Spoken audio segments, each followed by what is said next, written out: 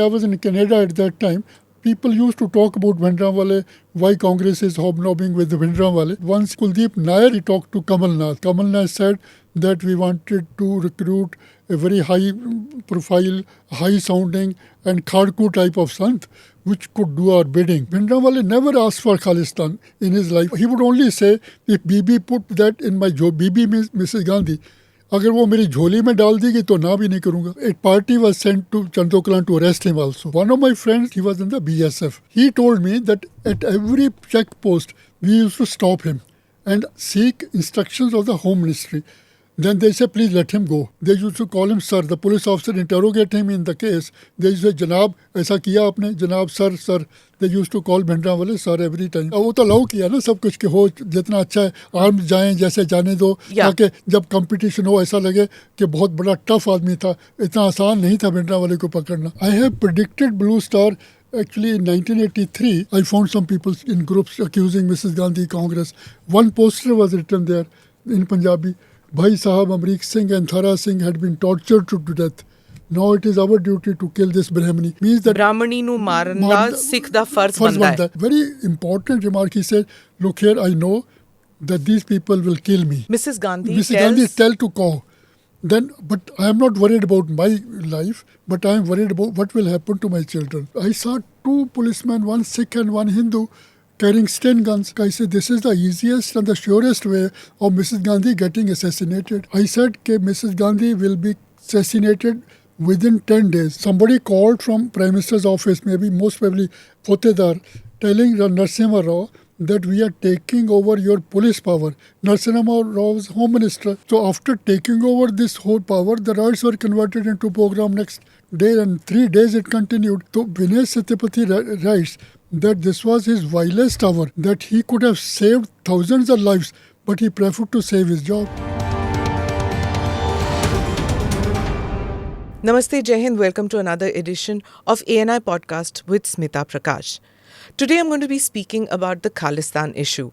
What led to the start of this? What was the conspiracy behind it? What led to Operation Blue Star and the aftermath? The role of the diaspora. My guest today is Mr. GBS Sidhu, who's written a book called The Khalistan Conspiracy. It says a former R&AW officer who unravels the path to 1984. The book is a gripping read. Why is it relevant even today? Raise anti-Modi slogans when the Indian Prime Minister makes a state visit to the US from June 21st to 25th. To understand the Khalistan issue and why it has a strong resonance in US and Canada, it is necessary to delve into 1984, just before and just after. Before I begin today's conversation with Mr. GBS Sidhu, let me also say that you could watch 2 other episodes, which I have done on Operation Blue Star and on the Khalistan issue and on Bhindrawale. One is with General Kuldeep Singh Brar. This is on Operation Blue Star. It's episode 36. The other one is with General Secretary of the Shiromani Gurdwara Prabandhak Committee, Gurcharan Singh Grewal, which is episode 69. Sidhu sir, thank you so much for being part of the podcast. I've been wanting to have you on this on the podcast for quite some time. Ever since I had spoken with General Brar and Mr. Grewal, and got to know about this, the entire Khalistan conspiracy, about Bhindrawale, about Operation Blue Star, about all this, and so I thought, first, let's get their point of view and then yours, because you were in the thick of all this. And your book, The Khalistan Conspiracy, it reads like a novel. I couldn't put the book down, and it's very disturbing, if I may say. Mm-hmm. What happens, sir, is that we've been seeing this resurgence, if I may term it, with the whole Amritpal episode. And then we saw that float in which, in Brampton, people I've met, sir, who always wonder that ऐसा क्यों होता है कि diaspora में Khalistan resonates more than probably in India. And even in India, it could be just pockets where people talk about Khalistan. It's really not such a big issue in India. But you see in Toronto, you go to Vancouver, you go to Yuba City, they still talk about it. They still talk about Khalistan that abhi hone wala hai. And so, it's necessary to read this book and listen into this podcast, because you have visited these places so many times as part of your work. And in this book, you detail everything. So let's begin with the conversation, sir. It's my pleasure to be here to talk to you about my book, The Khalistan Conspiracy. I hope I will be able to clear quite a few of your doubts which have been created maybe through interaction with some people who didn't know the reality. Right, sir. So the first and foremost is the whole thing about being a conspiracy. Reading through the book, it becomes obvious that, my generation, which has seen Blue Star up front, when I was reading about your experience, in living in Chanakyapuri at that time, in Satyamarg, and you all that, we will come to that bit later. But it was like, going through that all over again. So if I felt like that when I wasn't a victim, when my family wasn't a victim, when my near and dear ones weren't victims, we were watching it from the outside. But if it shook me so much, I can well imagine how disturbing it must be for people who's seeing all this all over again, seeds of it maybe, or remnants of it probably. So let's get on to the conspiracy part. For those who don't know, there is something that Sidhu Saab mentions, which is Op 1 and Op 2. And I'm going to keep reading out portions from your book. The scary part about this Op 1 and Op 2, of course, the preface has a lot of it. I'm not going to go there. You say that you name it Operation Bhindrawale, Khalistan. And in this, you say that it was initiated and managed by some senior and influential Congress leaders operating from Prime Minister's residential office in 1 Akbar Road, New Delhi. Normally, no records are kept of such operations, and everything is decided verbally. However, as that operation had some external ramifications, the R&AW, which is the research and analysis wing, the external intelligence wing, so those who don't know what R&AW stands for, it's the external intelligence wing, it became involved in one form or the other. So does that mean that minutes were kept of this meeting? And for our audiences, you need to tell us who all were part of that 1 Akbar Road meeting. First of all, let me tell you that writing this book had been a very, very painful experience for me especially, because I have to live through the same thing. For the last so many years I've been nursing all this thing, but then I thought, let me share with the Indian readers as to let them know what happened actually. And I thought the younger generation would not understand if I write the way normal books are written. It is better to write in some sort of an R&AW operation thing. And this had two phases. And first phase started in the middle of 1978 when Gyani Zail Singh and Sanjay Gandhi decided, after Zail Singh had lost the 77 election, so did Indira Gandhi lost the 77 after emergency. So Zail Singh decided that we can create differences between the Akali Dal and Janata Party alliance if we can have a very high-sounding sant to do our bidding. He should be criticizing the moderate policies of the Akalis, and thereby the Janata Party will also have to say something in return, and there will be a difference and they will break. And the persons who were running this operation, the first phase was Zail Singh, Sanjay Gandhi, Indira Gandhi and Kamal Nath. And this was, every operation has an aim to what is the objective.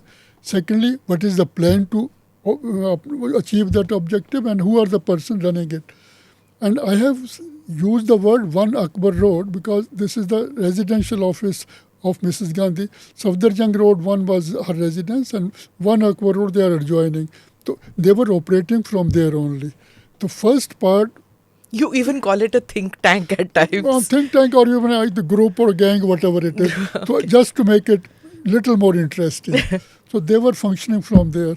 So that is what it is. At that time, the method used was Bhindrawale Khalistan. So they will use Bhindrawale to scare the Hindus, and a new issue will be created of Khalistan, which was non-existent at that time, so that larger population of India start thinking that there will be a danger to the integrity of the country. Basically, you're saying it was a political motive. But it But was- how was Bhindrawale selected? Because this is a very interesting part which you talk about, that there were two people who were invited. Hanji. I didn't have any information at all. Actually, I was in Canada at that time. People used to talk about Bhindrawale, why Congress is hobnobbing with the Bhindrawale. But ultimately, Kuldeep Nair has written in his book, Beyond the Line, his autobiography. He says that once he talked to Kamal Nath as to vote Bhindrawale, Kamal Nath said that we wanted to recruit a very high profile, high sounding and Khadku type of Sant, which could do our bidding. So we interviewed two sons. One Sant was a very docile person, but Bhindrawale footed our bill. And he also tells Kuldeep Nair that we used to send money to him also. Ultimate, and again So Kamal Nath Kamal Nath Congress sent Congress money to Bhindrawale. Kamal Nath and Sanjay Gandhi and all this combined, this group, which is led by Operation One people. It can be anybody. Kamal Nath not beginning, maybe anybody through some emissary. They generally, such operations are not run directly. There are always go-between. So then they were saying, and ultimately at the end of it, R.L. Bhatia, Congress at that time MP from Amritsar, I think he must have been the go-between because he was in touch with them till the last very moment. Amrik Singh, he was in contact. You said, I realized what was happening in Punjab since 1978 was a sort of special operation launched by Sanjay Gandhi and Gyani Zail Singh, the details of which have been mentioned in the preface. That was also the time that Sanjay Gandhi, Kamal Nath were trying to topple Prime Minister Morarji Desai's government at the centre by working on the disgruntled Janata Party leader Raj Narayan. So the seeds of this Khalistan Bhindrawale thing go back to the period at that time. The Kamal Nath keeps coming up in your book again and again that it wasn't as if Punjab that was his focus. He had even tried to topple Morarji Desai's government by roping in Raj Narayan. Actually, at that time, they did not know that they will be launching a much bigger operation with national ramification. They were going in stages at that time while trying to destabilize the Akali Dal Janata Party alliance in Punjab. They were simultaneously trying to destabilize. First, they destabilized the Morarji government. Then, Charan Singh government lasted only 23 days. And then it led to the elections of January 1980. So, if we assess the first phase, the role of Bhindrawale and Khalistan, Bhindrawale was readily available. He did everything for these people they wanted, but his success could be judged that 1979 elections, Bhindrawale SGPC election 140, he could get only 4 seats. And here one thing must be told is that Bhindrawale... So the Akalis were still strong? Still strong. They could not destabilize. Ultimately, their government was dismissed in 1980. But let us now speak about whether these people were able to achieve their objective. Number one... Operation One. Operation One. Number one, Bhindrawale never asked for Khalistan in his life. Never. He would only say, if Bibi put that in my job, Bibi means Mrs. Gandhi, अगर वो मेरी झोली में डाल देगी तो ना भी नहीं करूँगा. Now the problem is that they did not enlist Bhindrawale for religious sermons. They wanted to use him for political purposes. Zail Singh thought we should now raise another group. That was Dal Khalsa. In 1978, a group of people, Zail Singh, they raised Dal Khalsa, who started demanding Khalistan. And their first meeting was held in Aroma Hotel. It was known that Zail Singh paid 600 rupees for that. And the press conference after a few days in which they say our aim is independent Sikh state, that also their expenses are paid by the Congress people. So in 1981, the same Dal Khalsa hijacks a plane from Kashmir, from Srinagar to Delhi. They take it to Lahore. And their first, at that time, Bhindrawale was arrested in Lala Jagat Narayan's case. He was in jail. One of their demands was that release of Bhindrawale. So now Dal Khalsa asked for release of Bhindrawale. Dal Khalsa is asking for Khalistan. So people started thinking that Dal Khalsa is a party of Bhindrawale and they are both the same, wherever reality was different. And Zail Singh at that time was Home Minister, he started even talking to the press reporters in Punjab and Jalandhar that Dal Khalsa News should be on the front page. You keep repeating in your book, it comes many times about Gyani Zail Singh, about how he was, from the inception stage, he was involved in picking Bhindrawale, in molding public opinion via the media, calling up editors, and then you talk about, let me get to the part about, you in Canada and in the US, when you were told by the R&AW chief at that time, you were posted there to find out what the Canadians and what the Americans think about that. This was at that stage. Yes, actually, I went to Canada as first secretary in the Indian High Commission, Ottawa, after I successfully completed my operation of merger of Sikkim with India. There I stayed for 3 years, September 1976 to 79. I travelled widely, major towns, Toronto, Vancouver, Montreal, many times, and by road also. In this 3 years period, I came to know that only two persons are there in Canada who talk about or propagate Khalistan. Number one was Professor Uday Singh of Sudbury. He started teaching mathematics in Laurentian University. Another was Kuldeep Singh Sodhi. Uday Singh was a religious type of man. He never preached outside. Anybody who used to go there, he used to say Sikhs will be better off if they have their own state. But Kuldeep Singh Sodhi, who used to call himself as Consul General of Khalistan, was Jagjit Singh Chauhan's man. Jagjit Singh Chauhan, we will talk about him later. Actually, he was the man who was a member of the Punjab cabinet till 1970, Lakshman Singh Gills. Then he left for USA. He settled the Khalistan Council. So Jagjit Singh, this Kuldeep Singh Sodhi was a paid man, and everybody used to think that like Jagjit Singh Chauhan, Sodhi was also an ISI agent. He used to get the pay, and he used to sell Khalistan passport, currency, stamps, etc. People used to buy that just for curiosity's sake. How much respect Kuldeep Singh Sodhi enjoyed could be judged from the fact that I was called to Toronto in March 1979 to address first Sikh conference. I was one of the speakers. As soon as I started speaking, Sodhi stood up and he said, Mr. GB Singh, my passport name is GB Singh, that he is Morarji Desai's agent. And then he better talk about what is happening to the Sikhs in Punjab. No sooner did he say, some 4 or 5 Sikhs picked him up and threw him out of the hall. So after that, in the lobby, he met me. Sir, don't mind. I was doing my job and you were doing your job. And now you were talking about instructions from headquarters. Middle of 78, my joint director from Delhi, he wrote to me, Sidhu, we are not interested in Gurdwara politics. So I used to say that, look here, the new Granthis or Ragis or Sevadars who are coming from Punjab are spreading some critical views about India and orthodoxy also. You better talk to the SGC people that they should first screen those people so that India's image is not spoiled. So this was the status of Khalistan at that time. People, especially of the western coast, Vancouver, San Francisco, they still remember the role of their ancestors in the Ghadar movement. 1913, Ghadar party was established. And it was established to create some sort of a mutiny in the Indian armed forces. 3,000 Sikhs and Hindus sold everything and came to India. Yeah. So they still remembered their role. Khalistan was nowhere. It was a joke at that time. So we were talking about the West Coast, which is the Canadian West Coast and the American West Coast.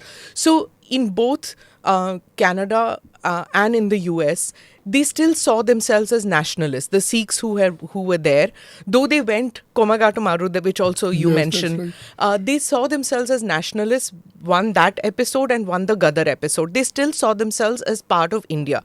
There was no migration because of atrocity in Punjab, Indian Punjab. वो हुआ ही नहीं उस better prospects, just to increase socio-economic prospects and improve that. Right. They were all loyalists, although they were trying to accommodate and adjust in the new environment. They were all pro-India. There was nothing. So now, once you gave that information back to your bosses in the R&AW, what was the reaction? Because you were told also to set up these news stations. On that we will tell. Actually, And- during the same period, I have quoted BG. I mean, a Punjabi, I knew that there was no organized Khalistan movement till the end of 79 or 80. And I have quoted BG Deshmukh, very respectable ICS officer. He was additional secretary, home at that time. Later on, he becomes the cabinet secretary. He has written a book from Pune to Prime Minister's office. So he was additional secretary in charge of internal security of whole of India. Everything was under him. So he went by road in the middle of 79 to Amritsar. On the way, he talked to a lot of Sikh cultivators. So they treated him so well. They fed him everything. And then he met some Hindus in Ludhiana industry. They were all very happy. And he talked to SGPC member and the pilgrims and Harmandir Sahib. Only complaint the SGPC member were that the new young people are now not bothered about religion. They are enjoying life.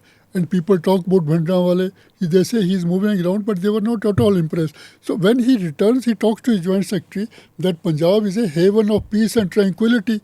So his joint secretary said, this Bhindrawale, the Congress is trying to raise, he will become a Frankenstein and he'll eat them up. So this was the situation on the ground in India as well as abroad. Which Kuldeep Nayyar also mentions in his book. Now that- you have talked about R&AW. Hanji.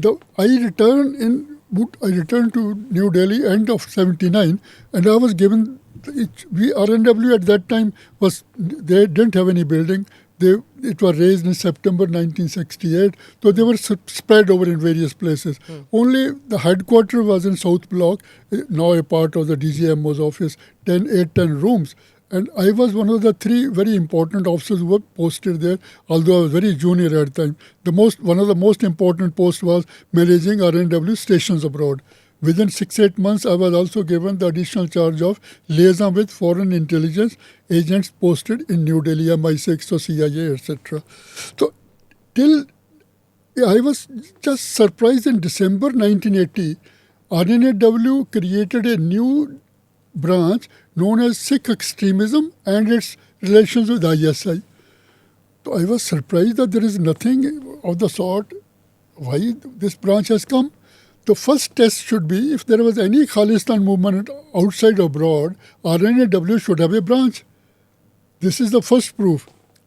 So there was no Khalistan at all, nothing of the sort. It was first created in December. I'll tell you why it was created. December of? December 1980. So here I will tell you that January 1980 election, Congress won that election with a thumping majority. So later, rather than telling you at a later stage, I did not know till middle of 1982 as to what the decision was taken. As soon as they won this election, again Sanjay Gandhi, in collaboration with Zail Singh, maybe Kamal Nath also. Kamal Nath had a side role with them. So they talked to Mrs. Gandhi and said, we lost in 77, our condition was pitiable. Let us not repeat that defeat. No, we should ensure victory in the next election before January 1980. And we will win this election on Khalistan Bhindranwale issue. This I came to know from my friend who came from Patiala. So let us leave it for discussion at a later stage. Okay. Now, 80 December, new branch was created. I didn't know about it. January, March, I think February, Mr. Santook was our director at that time. He called me, Sidhu sent 7 proposals for new R&AW station in West Europe and North America, Canada and US.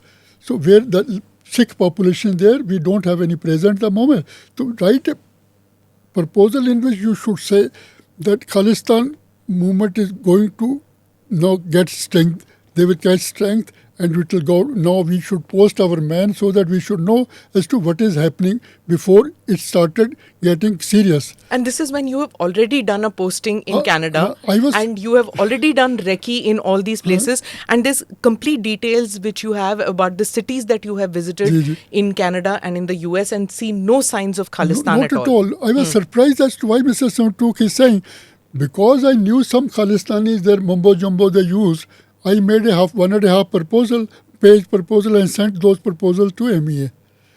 Then I thought these will so not why be MEA? Ministry of External Affairs. But why MEA? Because Santook Saab is asking he's in R&AW. Because we have to get their approval because our people are located in the embassies. Okay. So they will not say, I used to have this much of proposal, old line, 10 years old, even a post of assistant they would not give. We don't have a space. External Affairs Ministry. External Affairs Ministry. My job was to cross over to go to the MEA and talk to director establishment, please give me this thing. They will not give. And it's very territorial what you're telling me, that External Affairs Ministry and R&AW में ये नोक-झोंक चलती थी कि हम आपके officer के लिए यहाँ जगह नहीं है. Because of that only, there used to be a post of JS Liaison. Joint Secretary Liaison. That person used to be from MEA, so that we can sort out the differences. Okay. As long as we were in South Block. After that also this post was there, but the purpose was slightly different. So when you gave the proposal to MEA, you were surprised कि ये झट से कैसे मान गए? हमें लगता था it will never come. Okay. Because for small posts are pending for the last 10 years. But I was pleasantly surprised that these posts came within 2 months or 1 month. I knew that without Prime Minister's intervention, this could not have happened. Then I said, why it is though? Then S.J. Singh was director establishment, my counterpart in the MEA. I have written here, when I took the first man to introduce him, that I am sending this man against this post, it was after a year or so. He says, Sidhu, where is Khalistan? You people are unnecessarily creating posts under the cover of Khalistan.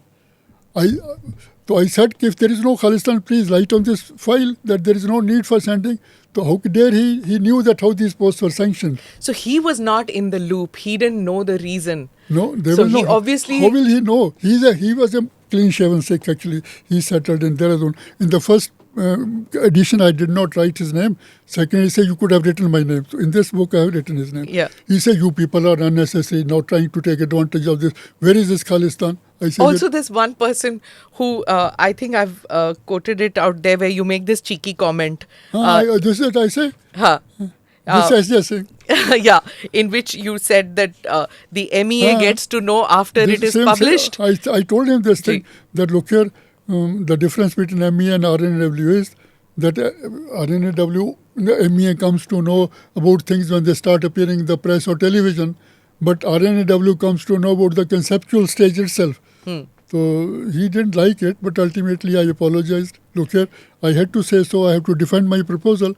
I also told him that there was no Khalistan at that time, but after reading my book, he came to know that this is the background. So there are two things which are happening at this stage. You are preparing a note about Khalistan becoming an issue in the diaspora, because R&AW is an external thing. Right. You are doing that, but at the back of your mind, you know it doesn't exist right now.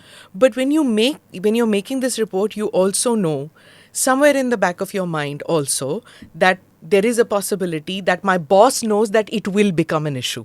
I was surprised. Actually, in R&AW, it's a need-to-know basis. I was surprised, but now let us move to within about 1 month or two, I think we moved to our new location in CGO complex.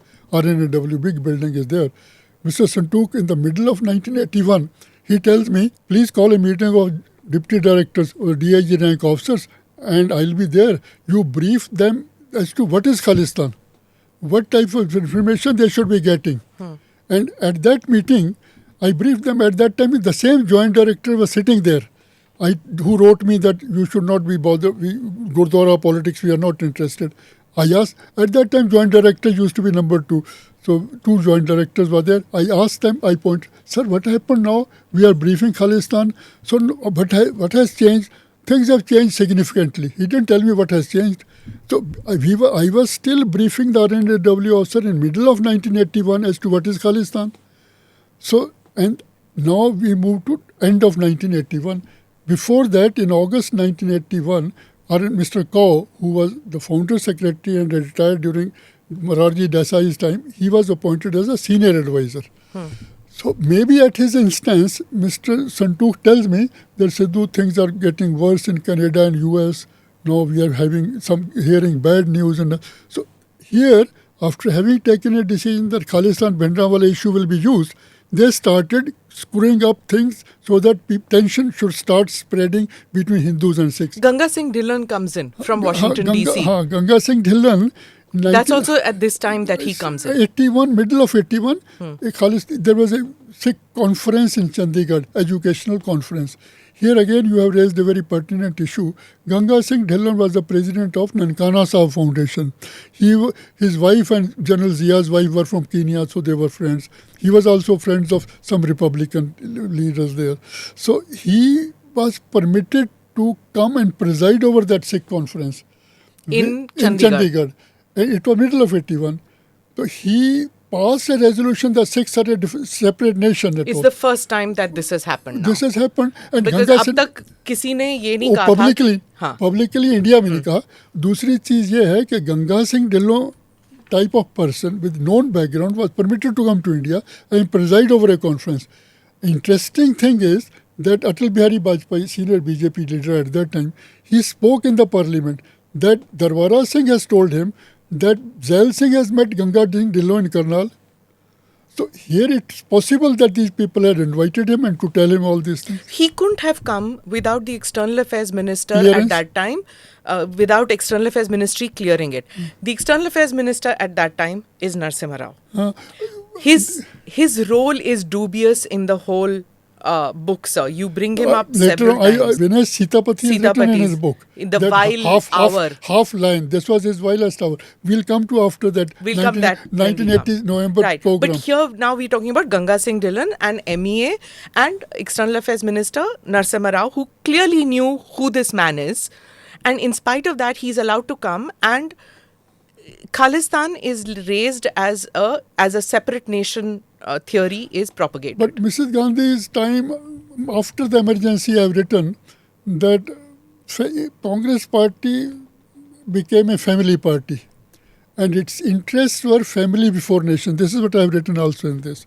So after emergencies, Congress leaders were of not that stature as they were in the previous regime. So nobody had the guts to say, even a small reference from Prime Minister's office, not Prime Minister directly, telling MEA people that will allow him to come, give him the visa. Visa is given from the embassy itself. Without a visa, he couldn't have come. Yeah. So once he gets a visa, nobody is bothered about. Then Narasimha Rao is out. And in the grant of visa, Narasimha Rao, for him, this was a smaller thing. But he did a bigger thing in October, November.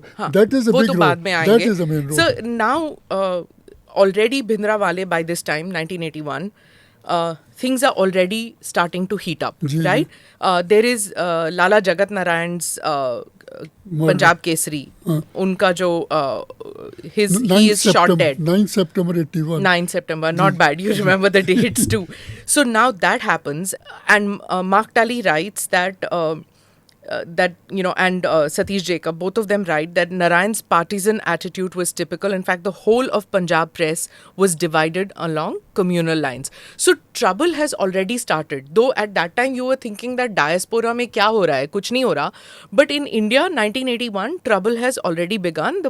The media is the first one to start the communal divide. So here, you keep mentioning, sir, many times that people in Canada and in the US and people in India too are very upset with the role of the media.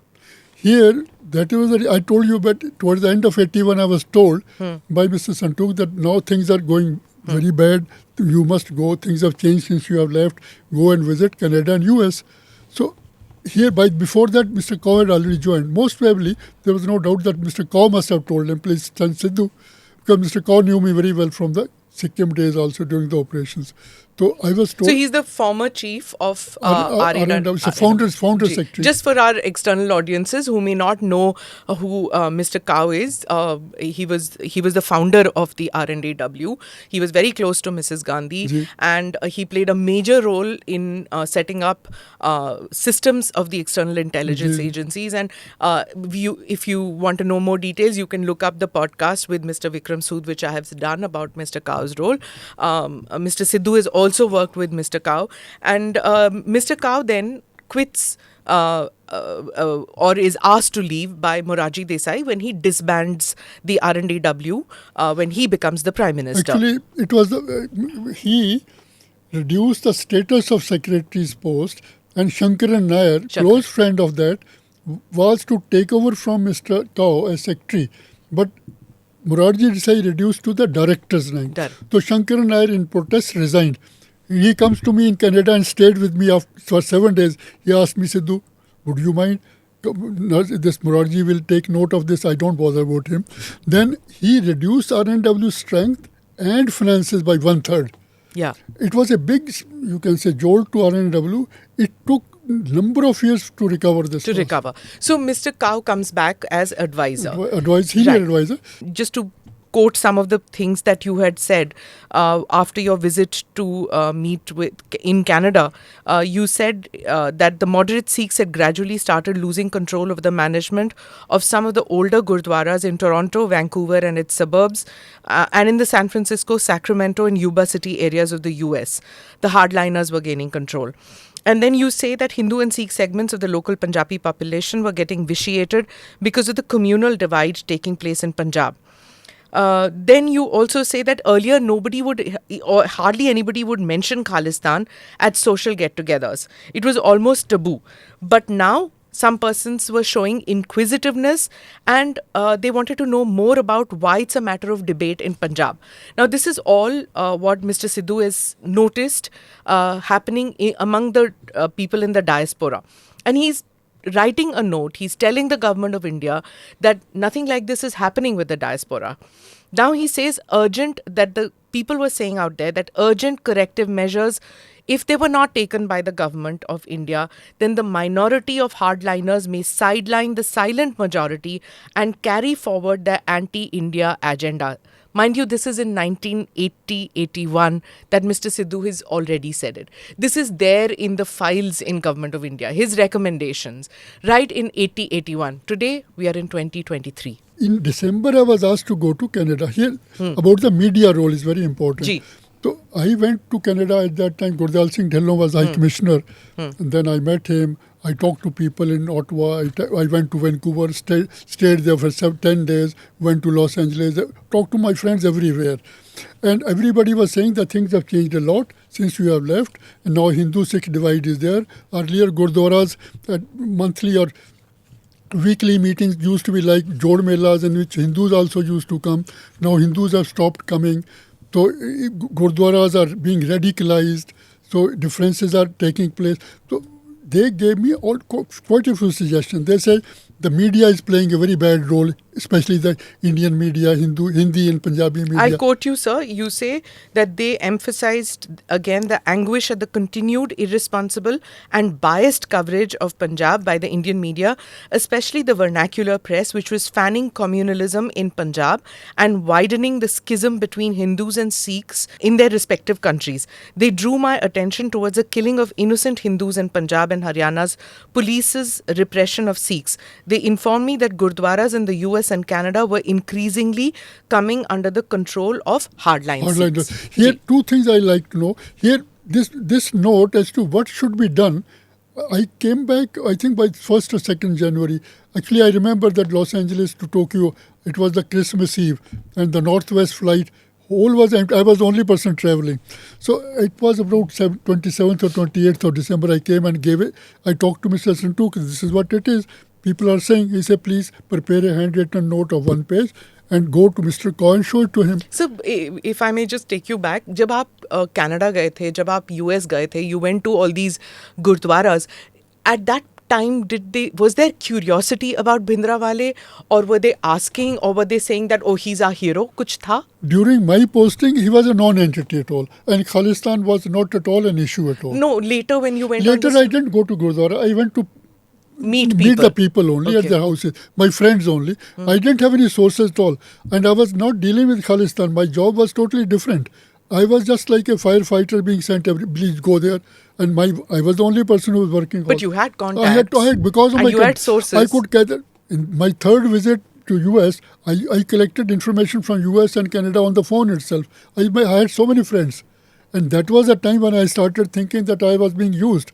That there will be a time when they started accusing me that you are collecting information using against us only. हाँ, वो बाद में आता है. Here, now, more important thing is that note, 1-page note. Yeah. I went to Mr. Kaur's office. Mr. Kaur had 2 offices. One was just on the ground floor of the south south part of the Rashtrapati Bhavan. First floor is Cabinet Secretary. Rashtrapati Bhavan? Left side, huh? Yes, it is. Cabinet Secretary's office is in that complex itself. Oh. Cabinet Secretary sits on the first floor. He used to sit on the ground floor. This was the official. Then another one was Jodhpur House. Maybe. Yes. So there used to operational part only. So I went to him and showed him this one page. After reading that thing, please go to Sharda Prasad. Sharda Prasad was the principal information officer of Prime Minister. Media advisor to Indira Gandhi. And his office was just opposite Mrs. Gandhi on the left side of the corridor. Then I showed him.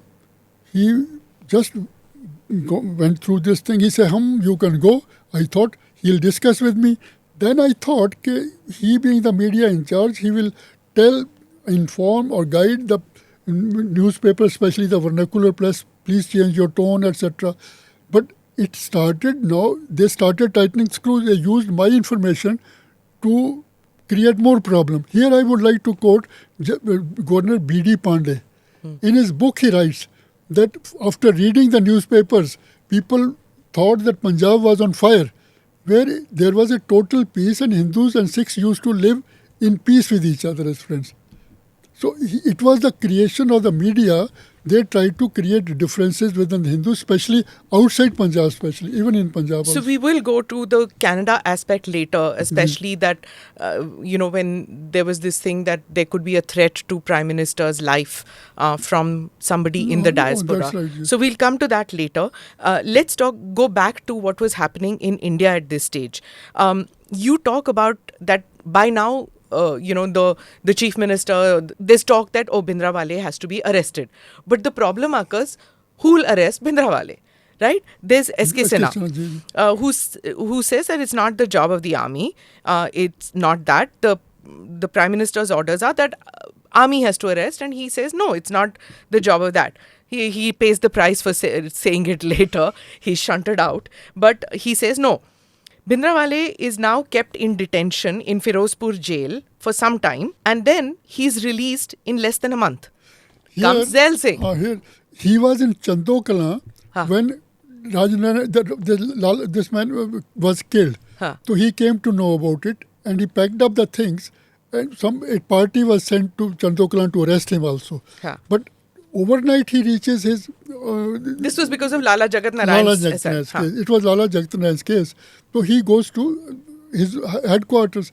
One of my friends, Divakar Das Gupta batchmate, he was in the BSF. He told me that at every checkpost, we used to stop him and seek instructions of the Home Ministry. Then they say, please let him go. There are accusations... Home Minister is Dhillon Singh. Home Minister, no, at that time, I think... Dhillon Singh was there, yes. There are accusations that the car for him to escape was provided by Bhajan Lal also, himself. And Bhajan Lal right now is Chief Minister of Haryana.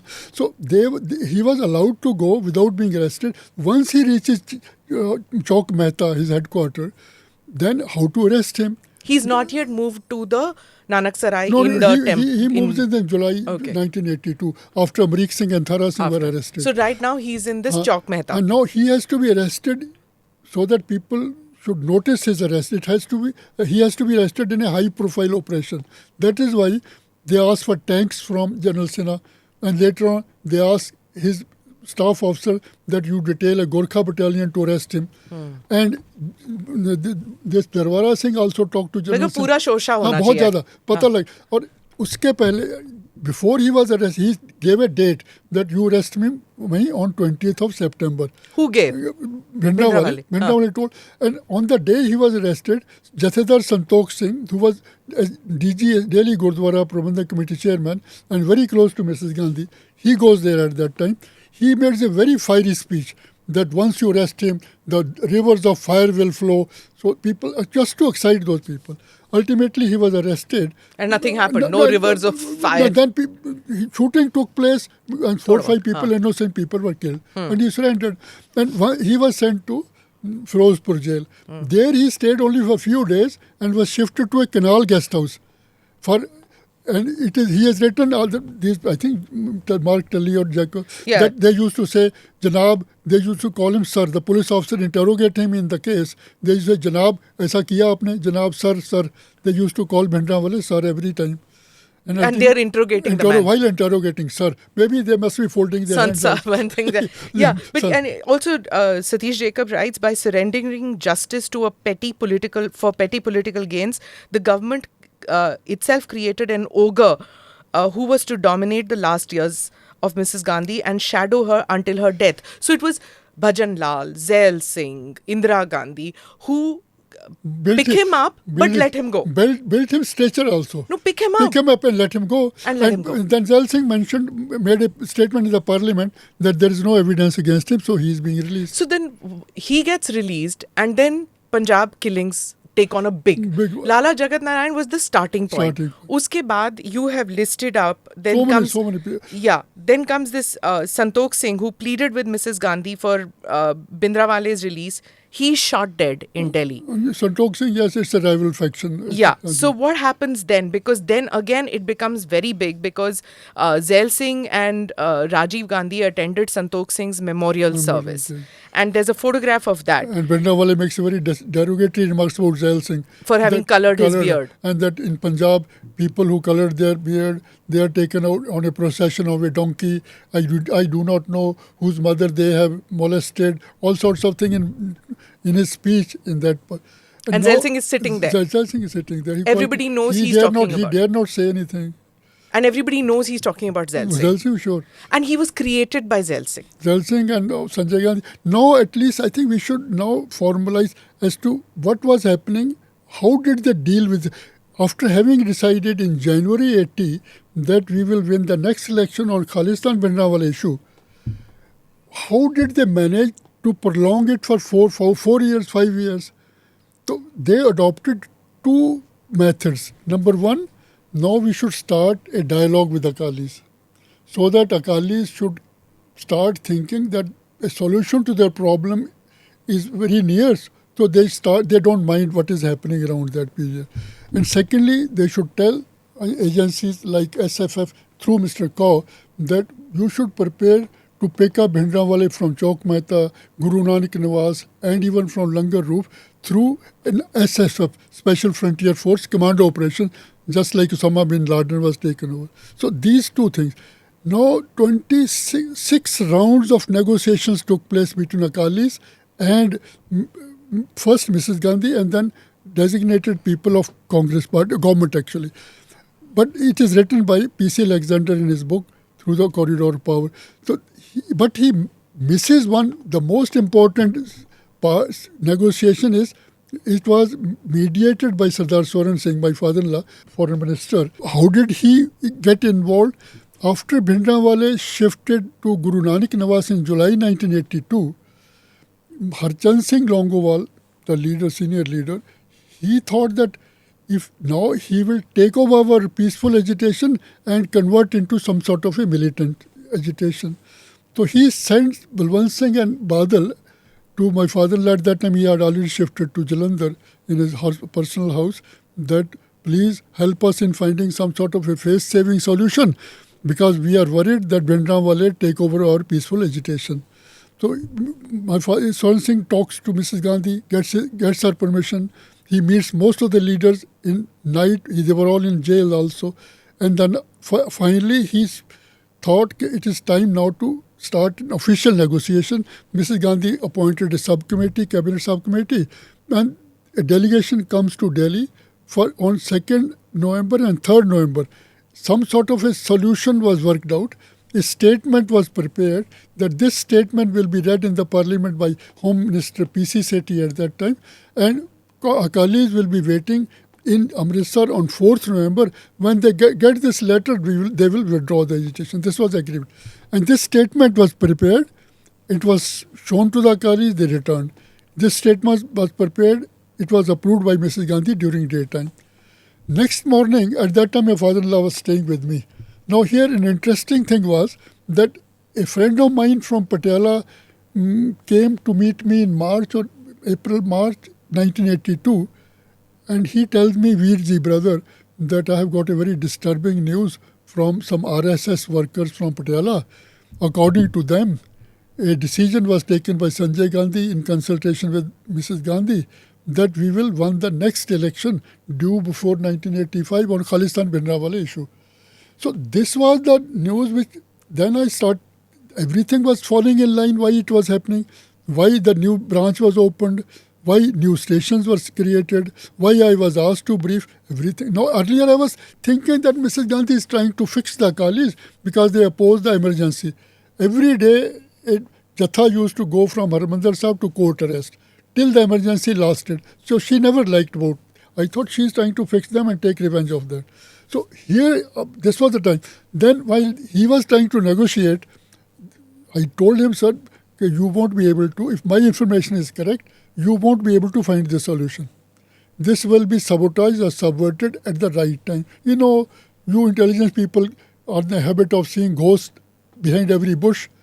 I said, it's up to you. Let us decide. Let's see. If you succeed, then I was wrong. This was Operation 2, which was going to happen. Going to happen. This is the middle of that, actually. I am telling you how there are 4 occasions when a decision could have been taken to peaceful solution of this problem. But they did not want a peaceful solution. So this was the first indicator that a solution which was worked out was sabotaged by Mrs. Gandhi. She agreed during daytime. She goes to 1 Akbar Road. At night, 11, she changed. So next morning, he gets a call from... Wait, 1 Akbar Road is her residence? 1 Akbar Road is the office. Residence. Safdarjung Road is residence. Is the residence, yeah. And 1 Akbar Road is the think tank. Think tank of gang. Think tank is a different thing. Gang. You are giving them too much respect. It's, by now, Sanjay Gandhi is dead, right? Sanjay Gandhi died in June 1980. So you have Rajiv Gandhi, who's not holding any post. Second operation, the members were, Rajiv took over from Sanjay's... Arun Nehru, Fotedar, ML Fotedar, and then Kamal Nath continues to be, and then later on, Arun Singh, Kapurthala family, he comes. Yeah. So these were the people who were now pulling strings. None of them are Sikhs, actually. Only Arun Singh is a Sikh. Part of their family became Christians, Kapurthala family. But non-turban wearing. Normal turban, all of them normal turban. So then, these are the people now who were trying to... Now, we will discuss others. Here, I told him, you will not be... So next, they're all rewarded, sir, after... What can I say? He became Minister of State for Defence. Even police officers who were part of that pogrom, although they were indicted by commissions, they were promoted also. Okay, let's get back to this Operation 2. Here I'll say, next morning, after seeing the Akalis had gone back to Amritsar, they were waiting for this letter so that they can withdraw the agitation. Peacefully khatam ho jayega. It was 4th of November 1982. So early morning, we were sitting in the lobby. A phone comes from Amritsar, maybe either Balwant Singh or Badal. Sir, we are waiting for the letter. So he talks to Mr. Pranab Mukherjee in front. I was listening to him. Swaran Singh. Pranab was his old colleague from the previous. Pranab, what happened to that letter? Sir, Parliament is to sit. Once the letter is read, we will send it. Okay. After 2 hours, another phone comes from Amritsar. Sir, a letter has been received, but it is too harsh. Language has been changed. We cannot withdraw on this thing. And Longowal has asked us to apologize from you that we will not be able to withdraw this. Then Swaran Singh again asked Pranab, is it true? That, sir, it is true, but tell us what we can do. He said, I have tried my best. I have met people at night to save Punjab and India. Now it's up to you. Please keep me out. This is the first time this solution was sabotaged. Next morning, second time, when somebody called from Amritsar and told her the letter which was shown to us has been changed. The statement is a very, very strong statement in the parliament read by PC Sethi. Then we can't withdraw our agitation on that. Sorry, Harchand Singh Longowal has apologized from you. So after that, Sardar Swaran Singh talks to Pranab Mukherjee once again. So Sardar Swaran Singh resigned over the emergency issue. But he kept his relationship going with all the other Congress people? No, here slightly, after that night meeting in which it was decided that Swaran Singh will take over as the interim Prime Minister next morning, when Sanjay comes to know about it, he consults Bansilal. And Bansilal tells that your mother is a fool, nobody leaves this thing, they will all gang up and they will keep her out. So then they consulted Sardar Shankar Ray and he drafted that letter which was signed by President, then emergency was declared. So emergency was not the cause. Actually, after that he remained minister for 6 months, and Sanjay used to send his recommendation through his senior PS, Zorawar Singh Bains. Please allot this defense contract to him. To Soren Singh used to tell Bains that tell Sanjay to come through his mother, which he never came. Ultimately, he was to be eased out because he was the only one who opposed emergency publicly. He used to say कि ये थानेदारी नहीं चलेगी. And this is what I've heard R.K. Dhawan talking on one of the TV interviews. He said that other than Sardar Soren Singh, nobody publicly opposed emergency. And in your book, you mention many times where he speaks to many people in the Congress saying that this is not right, what is going on, when the whole Khalistan... He used to publicly. Right. Because after this news that this speech has been changed, he went to Parliament also. And G.S. Chawla has written in his book. In the Parliament, he said... G.S. Chawla, the journalist. Then he said that I tried my best to solve the problem, and this is not the same spirit, and this is not the same statement. It has been changed, and I now want to be out of it. And he told Chawla, please quote me and you can write.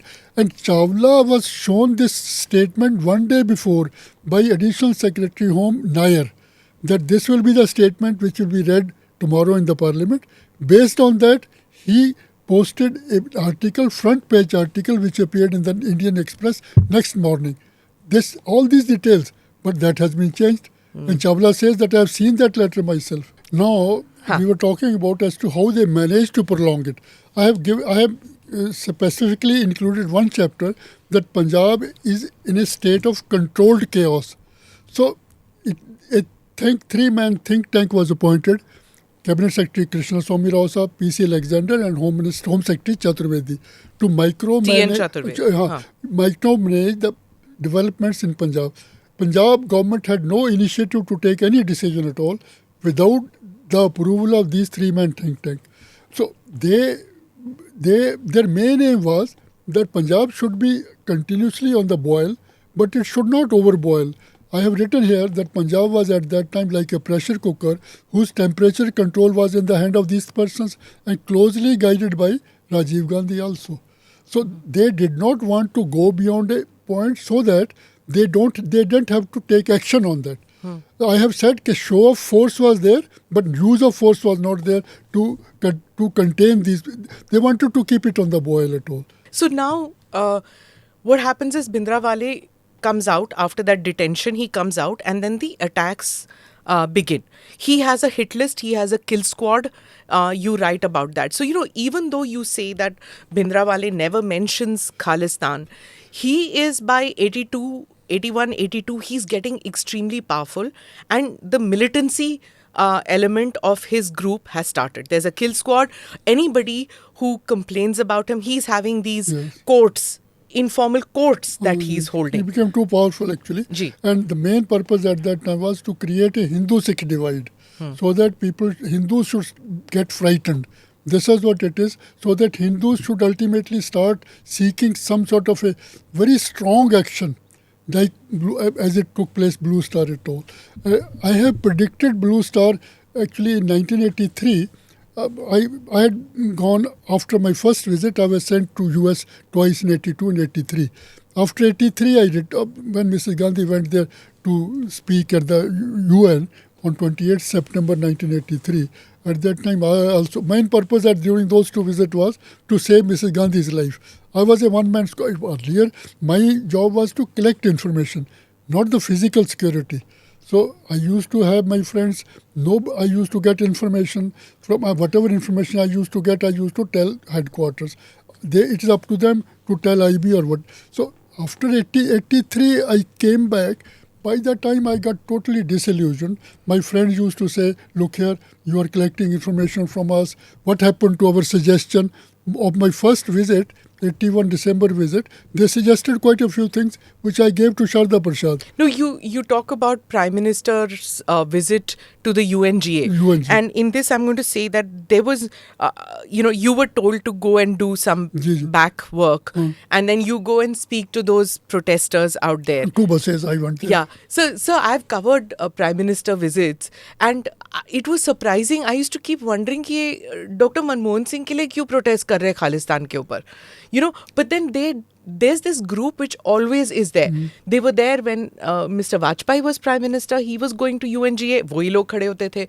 Same group of people, Dr. Manmohan Singh. And now I can be pretty sure that when Prime Minister Mr. Modi goes, they were there in UNGA sure. And protesting, it is an office, not a person.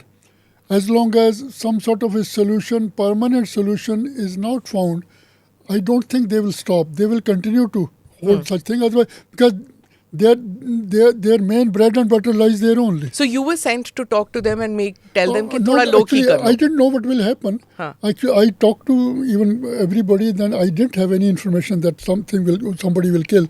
So that was a function which I was told that some demonstration will be coming. I went 15-20 minutes before. I went around the Security Council area, UN General, and then ultimately I found the 2 buses with Canadian numbers were there standing on the left side of the entrance of the UN. Then I went to them. Most of these people, they may be lions in their own den, but they were just sitting like ducks there, afraid, as if somebody from village comes to New York. So I told them in my Punjabi language, देखो भाई ये तो शोभा नहीं देता कि किसी और दे बारे lady you should be criticizing at a place when foreign dignitaries are there. You can criticize, but don't use foul language or don't shout too much. They finally agreed. And later on I was told that you took too much of risk by going to them. I say I know those people, don't worry, I can handle this. Then they lived up to their promise that they just shouted slogans, but very decent ones actually. There was also that one episode of you watching, there was trouble which was happening. Previous years. Previous. So it was actually 1982. Mrs. Gandhi. Mrs. Gandhi, July and August. At that time, Mr. Santook was still there. Then he said that we have information that Mrs. Gandhi's life is in danger. Then please go. This is her visit? Visit to the state visit. It was a much bigger visit, state visit, as Mr. Modi is going now on a state visit. There is always a difference between state visit and ordinary. 1983 was a very low profile visit. Nobody covered her speech in the UN also. Nobody. Only one security officer, Ratan Sehgal, my batchmate, was there. During the state visit, 3 people, even the one IG rank officer, Subhash Tandon, then S.D. Trivedi, then Ratan Sehgal, 3 of them, and a large retinue of security people, they were all there. This official visit that is happening. I was there in every meeting, wherever she used to hold meeting with the Indian people. So I used to sit quietly there and watch. But I had marked this function, Gurdwara function, 1980. It was on 1st of August, 1982. Queen's visit. Queen's, there is an area where this Gurdwara was there. Then Olak was one of he's the main leader. So he had called... Gurmeet Singh Olak, right? So then I went there about half an hour before into Gurdwara to see what the weak points. And she said, she comes, and I never seen so many security people, our IB, the New York police, FBI, only one entry was allowed, standing in one row near the entrance, about 10 people both sides. I stood behind Ratan Sehgal, my batchmate. I said, I will see if I see anything, because I always used to travel and assume name. I couldn't be, although I was known to the CIA people. So, so I couldn't be complaining to the FBI or all this. So I was looking here and I suddenly see 4 people outside in an agitated mood. It was one of them was Kuldeep Singh Sodhi, who was thrown out when he criticized me, the Consul General of Khalistan, the so-called Consul General. So it's okay. I said, if they come in, I'll tell Ratan that they will raise anti-Mrs. Gandhi slogan, they will disturb the peace. At the most, this I didn't know about it. Once the meeting was over, S.D. Trivedi, he's a UP cadre officer, 2-3 years senior to me, I knew him. He told me, Sidhu, where are you gunmen? I said, I didn't tell you. It means R&AW had told IB that there could be attack in this Gurdwara and gunmen. R&AW didn't because R&AW need to Where know. is your gunman? मतलब कि हाँ, R&AW ने कहा हाँ, था था. that there would be a There will gunman. be attack here. हाँ, by a some gunmen. Khalistani Some supporter gunmen, or whatever. हाँ. Some gunmen will be coming and there will be an attempt on her life. Because R&AW only compartmentalized. They didn't tell me. Because why should they tell me? They And should, IB is in charge of the security, Prime Minister's physical security. उस वक्त SPG बनी SPG था. नहीं बनी थी. Right. So R&AW, IB used to provide all that. Right. So I said, I didn't tell you where. Did I tell you there will be gunmen? No. Your department created a scare. I said, okay, I took it. So then after the meeting was over, I went out and I said, Kuldeep, what happened? Why were you so agitated? He said, what should I tell you? One of us was carrying a revolver and he wanted to kill Mrs. Gandhi inside the Gurdwara. Then it immediately struck me. I was a young man. I thought I didn't take it that kindly what S.D. Trivedi told me. He said, look, come on, when are you going back? He said, I'm going back in the evening flight from LaGuardia Airport to Toronto. He said, come on with me. Then I called Mr. Tandon, the joint director in charge of, sir, there is somebody whom I want you to talk to. And no, I am busy. I am sending Trivedi and Ratan Saigal. We have a permanent mission in one of the buildings. There was a Chinese restaurant on the ground floor. I said, sir, send those people to that restaurant. Then I took Kuldeep and I told him that this is what has happened. And somebody told me, Acha, theek hai. Then we went there. One of our officers there arranged for this lunch. And we were sitting there. Then they came. I said, Trivedi, no, you were telling me about the gunman. No, you asked, you know this Kuldeep Singh Sodhi? People had heard about him, but they did not know. He's your source?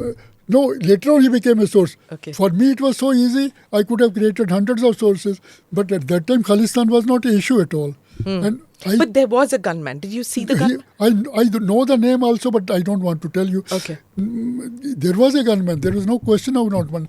By that time, Kuldeep Singh Sodhi had become a source of R&AW also. I knew about it. Why? Because I was pulled up by Mr. Santook. When I went back, Sidhu, I did not know you can also indulge in one-upmanship. That is another, I've written, and then I'll tell you more about it also. And they were suspicious that you've handed over the source. So I introduced my source to another agency. Competitive I've leaked agency. my source to another R&AW source. Okay. So I could never imagine that this is going to be. Okay. Then I said, you talk to him. Their faces fell down, Trivedi's, because there was really a danger. When I was going to drop him at LaGuardia. So when this gunman was he picked up by the police at that time? Carrying a gun is not a crime in US. It's a use of... No, but in a place of worship where a foreign head of government is there? He was standing outside. Okay. He's not in the Gurdwara at all. You must be, every day there are always incident gunmen here killing so many people. Correct. So that is not a problem. Problem was, it must have created a big problem between two organizations. But it didn't make it to the media, sir, that there was an attempt to assassinate how can two the Prime organizations Minister? say all this thing? Actually, after the lunch was, secondly, when I was dropping Kuldeep Singh Sodhi on the way, he told me, did you see their faces? I have written here. Yeah. So then, here, in the evening, I sent a long message, crash message to Santook telling him what happened. So here I have again written that Mr. Santook, when he told, I came back, he told me, what did you say? I thought that by that time, Jagjit Singh Chauhan and Sodhi became sources of R&AW also. Because this one Akbar Road, because by middle of 82 there was not much of a Khalistan talk. I have quoted India Today, some reporter here in my book, that until the middle of 82 there was nothing. So how to spread Khalistan, cannot be a better person than Jagjit Chauhan. So Jagjit Singh Chauhan was allowed to take one 747 jumbo full of pro-Khalistani people. So you settle those people. So now let's come back to this. Jagjit Singh Chauhan takes a whole bunch of people from India, sponsored by various people to Canada. To Canada, Toronto, they landed. So as migrants. As migrants claiming that they're seeking political asylum because of Khalistan views, etc. So this possibly I've written, 100% proof. I thought Jagjit Singh Chauhan could have been cultivated from London. So they must have got this information either through Sodhi directly or London that there will be an attack on this thing. So here, a very big operation, I exposed So that was the main reason. So now let's get back to India from the diaspora, where this Bhindrawale's killer squad. You write out here, lest anyone should refuse to accept his authority, Bhindrawale constituted a killer squad that comprised, among others, 4 deserters from the Punjab police: Amarjit Singh, Seva Singh, Kabul Singh, Gurnam Singh. Bhindrawale also started holding court to settle personal disputes, began dispensing quick justice through killer squad in cases he saw serious violations. You even mentioned that there was no FIR ever against Bhindrawale. वो कौन करेगा फिर? अब killer squad जिसके पास है उसके against FIR कैसे होगा? I like to explain 2 things. Whatever was happening on the ground, I had no direct information. So whatever I have written here is borrowed from the contemporary writers also. Sure. Secondly, that there was no case against him. I have quoted an RTI activist Gupta, in which he had written, he has sought information from Home Ministry, and that clearly says that till his death there was no case against him. And he was above the law, because this also you're saying. That was everybody knew. That people, a telephone used to go from Bhindrawale side, all the cases were withdrawn. If my telephone is not working, it will start working. So he started holding courts. And power must have gone to head. He was man from rural area. So he was doing all this, right? So on what basis were countries like Canada and US allowing migrations that people are being victimized when they speak about Khalistan? No, they were not being victimized at all, no? Even now, I have heard an interview of Simranjit Singh Mann, in which he says that he charges rupees 35,000 to give a letter to a particular person that he is a Khalistani, that helps him settling in Canada.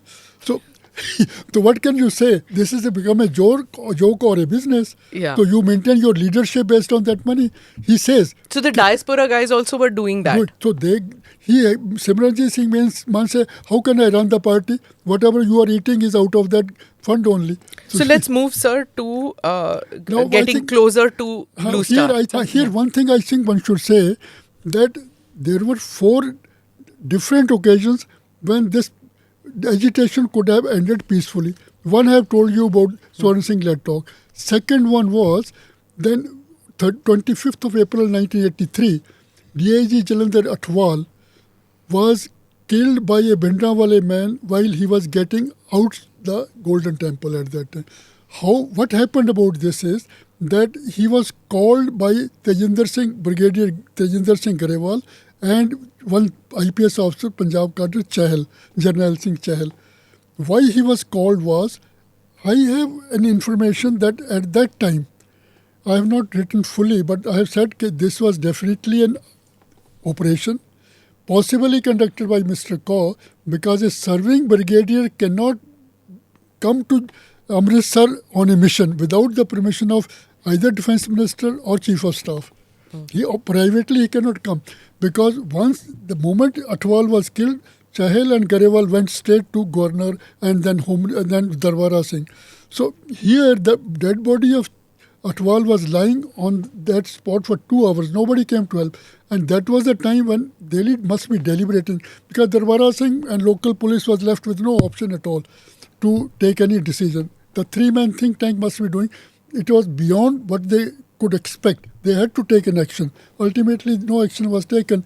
So, I think... The chaos was reigning complete in Punjab. They wanted to. But one thing I want to say is that somehow I came to know that this operation was run by Mr. Kaur to find a solution, peaceful solution. That operation, possibly, I think maybe that Congress and Akali alliance government with Chauda as the Chief Minister. So Chauda becomes Chief Minister, and the condition with that approval of Bhindrawale had to be sought. And Bhindrawale put one condition that I will agree to this only if Atwal comes and personally apologizes from me, because when he was SSP Amritsar a couple of years before, he killed one of Bhindrawale's men at a Naka, his man. So he thought he should come here, an operation to find a peaceful solution. Now, what I have learnt now is that possibly somebody, most probably one Akbar Road member, through somebody, sent a message. Atwal had come to apologize. But in between, somebody told Atwal, please don't apologize. And he was going back without apologizing. That is why he was killed. There were 4 occasions when solution could have been found. They were sabotaged.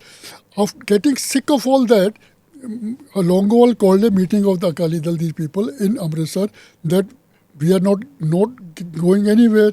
We must withdraw the agitation. The meeting took place. In that meeting, after decision was taken that we are going to withdraw, Balwant Singh, finance minister, who was very close to PC Alexander, because he helped him to get 9-8 crore loan for industry. He was almost a source of PC Alexander. He stood up. He was finance minister earlier, very high-ranking Akali Dal. He said, after making so many sacrifices, how can you withdraw this agitation?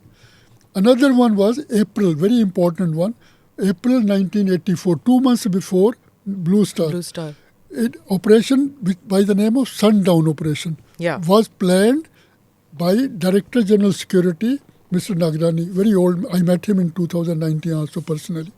Director General Security his secretary happens to be Director General Security also. But during that period, Mr. Saxena and Nagrani were almost the same seniority, so he held an independent charge. Mr. Kaur called him in December 1983 that now Nagrani plan an operation so that we can pick up Bhindrawale from Langar Roof when he's addressing his audience. In 15th of December, Bhindrawale... Langar Roof is in... Golden Temple, Darbar Sahib. So now Bhindrawale has already moved to from... Akal Takht. From... 15th of December, he had moved because he feared for his death because... From Mehta Chowk. No, from Guru Nanak Niwas. From Guru Nanak Niwas. He has already shifted in July 1982. Okay. We are now in December 83. 83. So he had shifted to this Akal Takht in December 83. So, and also, he's shifted in 83. By now, General Shahbeg has already come. He comes later on, after he shifted. Then that another, we can discuss. Started about March or February. That Training has already begun, sir. Kahan pe peace process? होगा क्या, वो तो allow किया ना सब कुछ के हो जितना अच्छा है, आर्म्स जाएं जैसे जाने दो, ताकि जब कंपटीशन हो ऐसा लगे कि बहुत बड़ा टफ आदमी था, इतना आसान नहीं था भिंडरावाले को पकड़ना. तो here an operation was planned to pick up Bhindrawale when he was delivering sermons from the Golden Temple Langar Roof. So that a briefing was arranged for Mrs. Gandhi in 1 Akbar Road, finally, for her approval. So all these things... Briefing by? Briefing by Mr. Kaur and Nagrani. Okay. Kaur as the senior advisor, Mr. Nagrani as a serving Director General Security. So Director General Security in charge of... But the extrication of Bhindrawale was to be an army operation or a police operation? SFF. SFF. Special Frontier Force. Okay. Special Frontier Force is a big thing in which Tibetans are also there. Out of that, 150 people are commandos, drawn 50% from the army, 50% from CRP and BSF. They serve only for 3 years. They are sent back every 3 years. Then highly trained commandos. Stealth and surprise is their main advantage. So that operation was planned. A model was prepared in Sarsawa near Saharanpur that was brought to Delhi. CRP was involved, and CRP was to cordon 3 layers when this helicopter was to come and pick him up and take Mr. Bhindrawale in a car to a predetermined location. It was all... By this time, Mrs. Gandhi and the think tank, if I may call it that again, or the gang, has figured out that Bhindrawale is not doing our bidding. It's time to take him out. He was doing his bidding, but he was allowed to do all that. So that... Then why extricate him? अगर वो political purpose serve कर रहा है तो extricate क्यों करना है उसको? But Mr. Kaur did not know that this is the purpose. So they were preparing on their own. They were trying to find a solution. But they did not know that the final plan is this. So, but I thought Mrs. Gandhi and Mr. Kaur were totally on board on everything. But she kept him in the dark. Here I'll tell you, when they briefed, now I'll tell you very significant remark she made here and before Sardar Soren Singh also, 2 different occasions. So when the briefing started, actually Mr. Nagrani told me that I didn't want to brief. I was afraid of Mrs. Gandhi. I said, Kausa, you know everything. Why don't you brief? No, you go along with. So they briefed that we will pick up 2 helicopters, Me-4 will come, and most of the gunmen will be killed by the commandos from the top. They will rope down, and they will pick up and take him away. Then he said, how many people will be killed? Mrs. Gandhi asked this question. Nagrani said, sir, we may lose both the helicopters, maybe 20% of our commandos, maybe out of 12 or 14, 3 commandos, 4. No, what about the civilians? I have written that on the roof there could not have been more than 300-400 civilians. Most of them would have ran away after seeing the helicopters, maybe 10, 20, 30 people. So compare this loss with thousands of people dying in Blue Star. With tanks coming After having said this, I have thought that she was sitting in One Akbar Road. So she must have been told by other members of the One Akbar Road, please don't accept this thing. We do not want Bhindrawale to alive. We don't want him to be captured alive. Otherwise, he'll spill the means that I was doing their work. It was already, I have written, the decision was taken, he will never be captured alive. In fact, there are people who think that Blue Star, Bhindrawale, Amrik Singh and Thara Singh were captured alive. And they were tortured later on. You say that in the mortuary. Even there also I've written that I visited the post-mortem. 7th of June, the day Blue Star was over. I went to Gurdwara Bangla Sahib where I read that thing, Singh Sahab, Marna.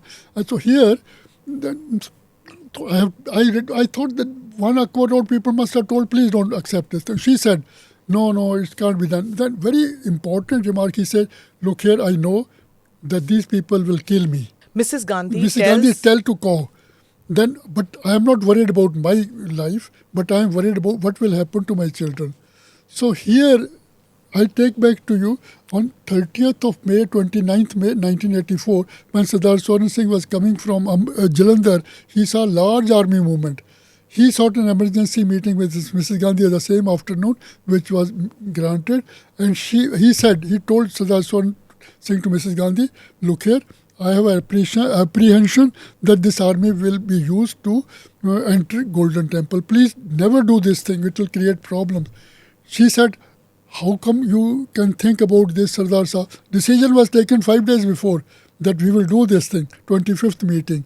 How the Blue Star will be. She misled Sardar Soran Singh. Then ultimately she again says the same thing. But I know that these people will kill me. So here it is the compulsion of Mrs. Gandhi trying to convey, look here, I wanted to do this, but I can't do this thing. Yeah, you said, and I'm going to quote from here, expressing surprise, she said, Sardar Sahab, how can you imagine that I would commit such a mistake? Mm-hmm. She then became pensive and said she knew that sooner or later she would be killed by Sikh militants. Mm-hmm. So there are 2 occasions in the book when you say that she, even before she was assassinated, she was 100% certain. And even before Operation Blue Star, she is certain. She was trying to convey her helplessness. In a way, a lady is trying to say, it means that I can't do it, even if I wish I can't do it, because under the Puttar Moh Vagara or the pressure from the other members of the One Akbar Road. So, but by this time, Sanjay Gandhi is already dead. But it was, I what think... What Puttar Moh is there right Rahul now? was being, I think... Rajiv was being controlled by... Arun Nehru and Fatehda. Arun Nehru was the main person. So there's also this thing about the helicopter operation and the UK advice that they said, where they supposedly did this ground recce, and the officer's advice was, quote, a military operation should not be put into effect or should be put into effect only as a last resort. I'm quoting from this, which you write. When all attempts at negotiation had failed, it recommended including in an operation an element of surprise and the use of helicopter-borne forces. This is what that Sundown operation. In the interest of reducing casualties and bringing a swift solution. The UK assistance was purely advisory. They were not involved in any manner. Yeah, so actually, I like to say that till November 83, although I have told Mr. Saxena that something terrible is going to happen before the end of the next year, please remove me from these top secret branches. And here, at that time, I was told by Mr. Saxena that please bring your contact, MI6 contact, from the British Embassy, because Mr. Cow wants to meet him. I took that to Mr. Cow's office on the ground floor of the Cabinet Secretary's office, and this was very rare that I was told to stay out of that meeting. I told Mr. Saxena that what is the reason why I was... So it only within next Kaur, Raman writes that by December, a SAS officer and local MI6 agent, they wrecked Golden Temple. Why were you asked to stay out? Do you think because they doubted you as a Sikh? Because I protested. Not, they will never have any doubt. I've said so many things. I could have been dismissed because they knew that about my worth. I have done so much for R&AW. Nobody would. But I told Mr. Verma... The Sikkim merger and all that. Your track record. But I told Mr. Verma in 1989... Mr. A.K. Verma, former R&AW He was chief. at that time Secretary R&AW, very tough, stiff upper lip. So I told him that I think later on. Here, I took that man. Here, that SCS man came.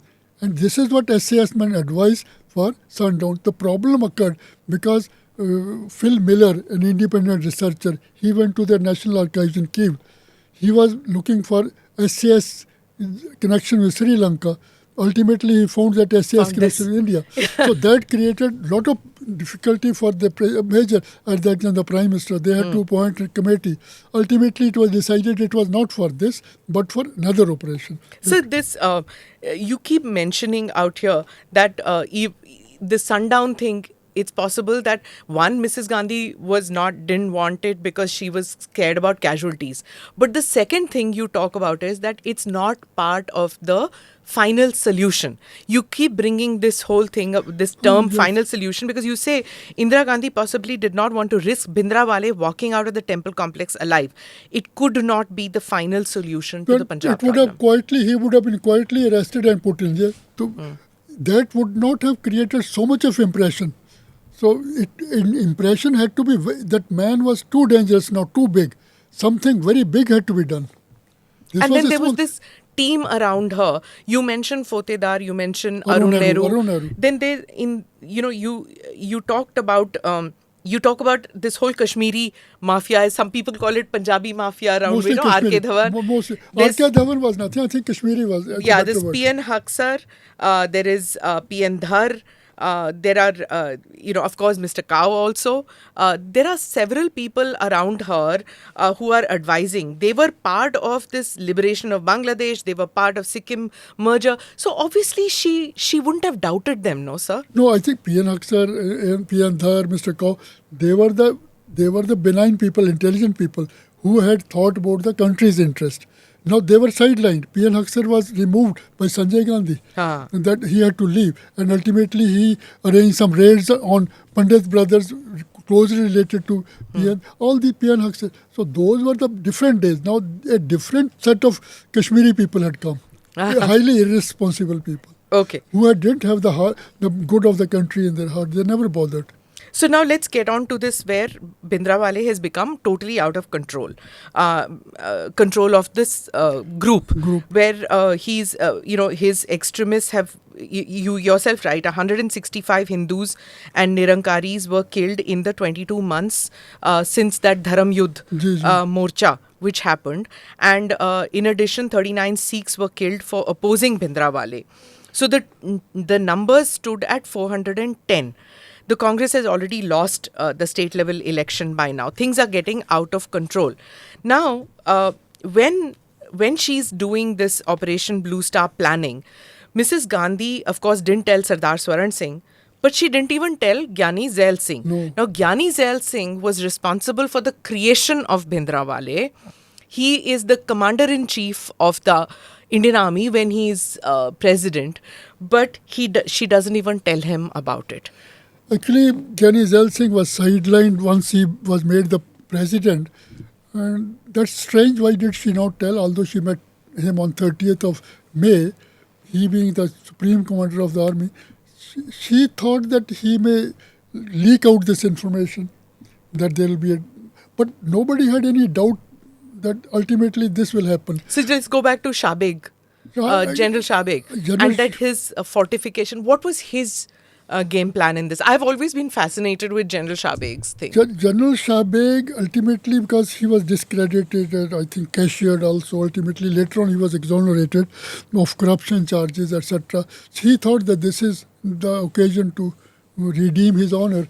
So by training young men out there in the Gurdwara? He must have been contacted somebody actually, not otherwise he couldn't have walked out, because Bhindrawale wanted to fortify Akal Takht, somebody must have contacted him and immediately must have agreed to it. And how come all these guns and rifles were there?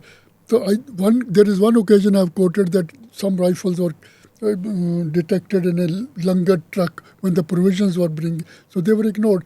I also thought, I written here, that it was deliberately ignored, all these things, so that whenever the final confrontation took place, it should not be a whimper. It should at least, they should be looking to give a lot of fight, tough fight, to tell the people that it was a difficult thing, how difficult it was to crush that Bhindrawale and his men.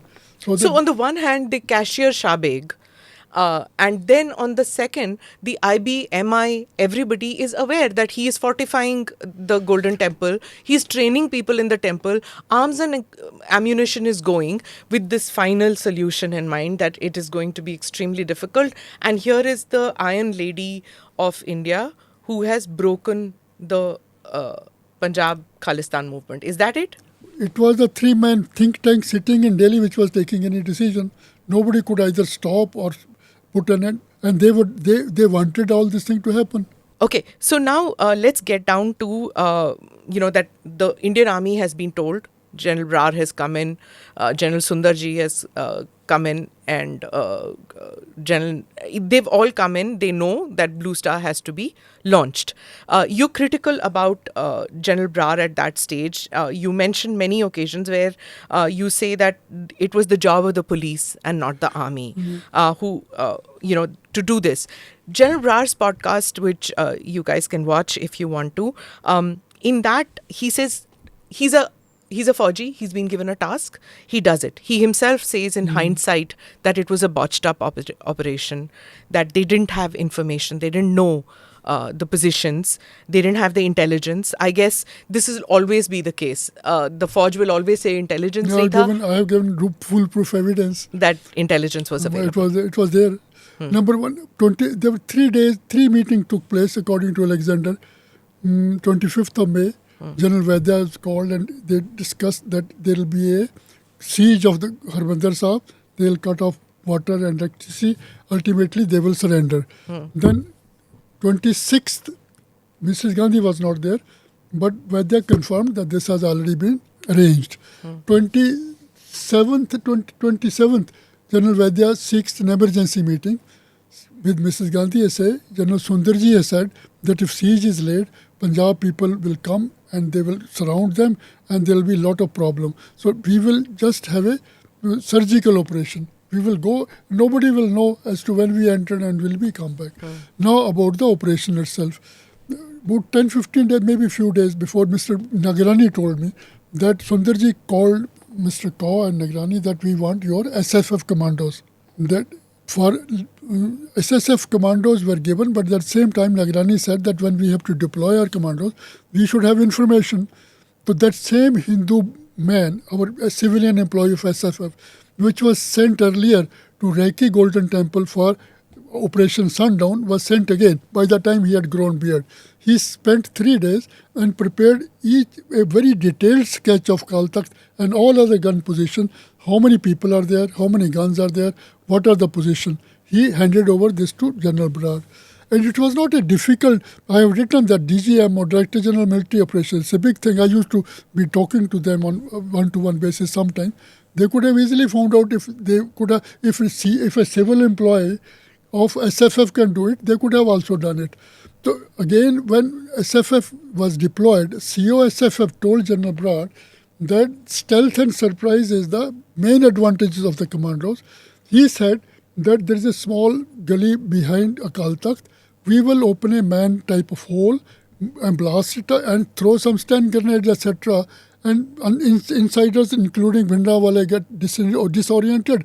We will arrest them and catch. No, we can't damage Akal Takht. So how come later on what Akal Takht was entirely demolished? That was not part of the plan to demolish Akal Takht. No, because I think Mrs. Gandhi was very particular that Akal Takht should not be. That's what it's. I've heard from various only sources. PC Alexander is saying, but at the same time, when you are launching an operation, and tanks are going in. Even it cannot be surgical. 100 people, fully armed and Shabeg Singh trained, they will not make it so easy. And the tragic part is the SFF commandos, one para commandos and guards, they were sent from front. And Mr. Nagrani said they were made the sitting ducks and would 50 to 60% people died there. But there's no, like, Bhindrawale had by then decided that he's going to die a martyr. He also knows he's going to die. Mrs. Gandhi also knows she's going to die by 1984. Because you mention out here that Tora, SGPC chairman GS Tora. I'm always also wondering why Prakash Singh Badal is not sent as an emissary to Bhindrawale to ask him to surrender. Anyway, he thought Prakash Singh Badal is too soft and aligned with Congress. And Tora is the man who helped him also to shift to Akal Takht. That's why Tora. So then Tora goes to the Akal Takht, speaks with him. His advice is spurned by Bhindrawale, who accuses Tora of being Indira Gandhi's agent. Now Tora also became Indira Gandhi's agent. So there you are. Not forgetting that Bhindrawale himself was an agent. Anyway, Tora and the authorities concerned should have known that Bhindrawale had talked himself to a position where abject surrender before the army was unthinkable. He could not have lived with that humiliation for the rest of his life. He would rather die fighting and become a part of Sikh folklore as a martyr who gave his life to defend the Harmandir Sahib complex. I must say that Bhindrawale was afraid of being arrested. He was very... Amarjit Kaur Fauja Singh, who led that who attack on this Nirankaris in Amritsar, she accuses him that he's a coward. So he's always been afraid of being arrested. So that's why he shifted to Guru Nanak Nawaz from there to Akal Takht. So there are these two opinions. One which says that he was a coward. The second one which says that he wanted to die a martyr. So obviously... Ultimately, there was no option left, actually. He had to make use of the best available situation. And if the information is correct, I've written here that 7th of June, when Bhindrawale's news came that he has died, I went to Bangla Sahib Gurdwara and with my wife and 2 children, just to see as to what is the reaction of the Sikhs. I found some people in groups accusing Mrs. Gandhi, Congress. One poster was written there in Punjabi, Bhai Sahab Amrik Singh and Thara Singh had been tortured to death. Now it is our duty to kill this Brahmani. Means that Brahmani nu marna Sikh da farz banda hai. So it means that they were captured. According to Sikhs, Bhindrawale's name was not there because they thought that he has already escaped. Till then, they thought Amrik Singh and Thara Singh were captured alive and tortured to death. This means that only. Next morning, what is the thing? Tasihe means torture. Tasihe de Maria. Tasihe de ke marya gaya. Hun iske Brahmani nu maran da Sikh da farz banda hai. It is the duty of every Sikh to kill this Brahmani. Next morning, she's called a Brahmani. Because she was Kashmiri Brahmani. Brahmani, there's a different story about in the Sikh traditions because Guru Gobind Singh's 2 children were betrayed by a Gangu Brahman who was a cook in the family. But Guru Nanak Ji was a Brahman. So it is the tradition.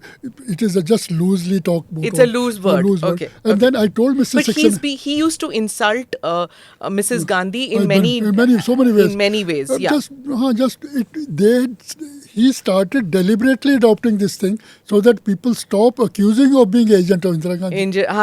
Correct. So, sir, I won't get into the operation details about about what happened and the mistakes that happened. Everybody knows that Operation Blue Star was bloody, and the day chosen was when several civilians were there. 5th Guru Arjan's martyrdom day. So there was several people, and then there are heart-rending stories that you have where there was a woman with children out there who had gone there, and she didn't hear any warnings that leave.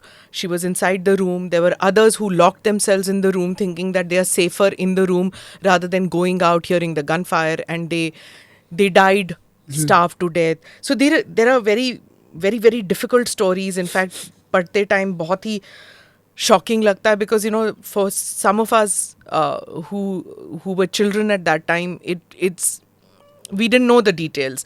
And when you read about this, any book that you pick up on Blue Star, it's kind of shocking. Of course, events that led to Blue Star is also the massacres that were happening of Hindus and Sikhs That was also shocking. And then the massacres that happened, or the genocide that happened later. But you were saying that in the morning, you said 70 bodies were found in the compound, which included children. Then you say that the persons from the basement who came out were Bangladeshi Muslims, whom the Pakistan government had refused to accept. They used to, because Harmandir Sahib, nobody asked for anybody's religion. Huh. So they were staying there for some time there. But obviously Shabig and Bhindrawale knew that they are Pakistanis? No. The Akal Takht is different totally than these Guru Nanak Imam. These are the Sarais. These are the Sarais as an adjunct to Harmandir Sahib, not a part of it. So then you say that it was on June 7th that the bodies of Bhindrawale, Shabig Singh, Amrik Singh and Thara Singh were found in the basement. At about 4:30 a.m. on 7 June, Prem Kumar's special secretary home, who was continuously monitoring the action by telephone and wireless from Amritsar, telephoned PC Alexander, this is principal secretary to the Prime Minister, to confirm the report that Bhindrawale was dead and his body, which was lying in the basement of Akal Takht, had been identified. Prime Minister gets informed, Bhindrawale is then cremated, and about 10,000 people gather at the cremation of Bhindrawale, Amrit Singh and Thara Singh, and they're brought.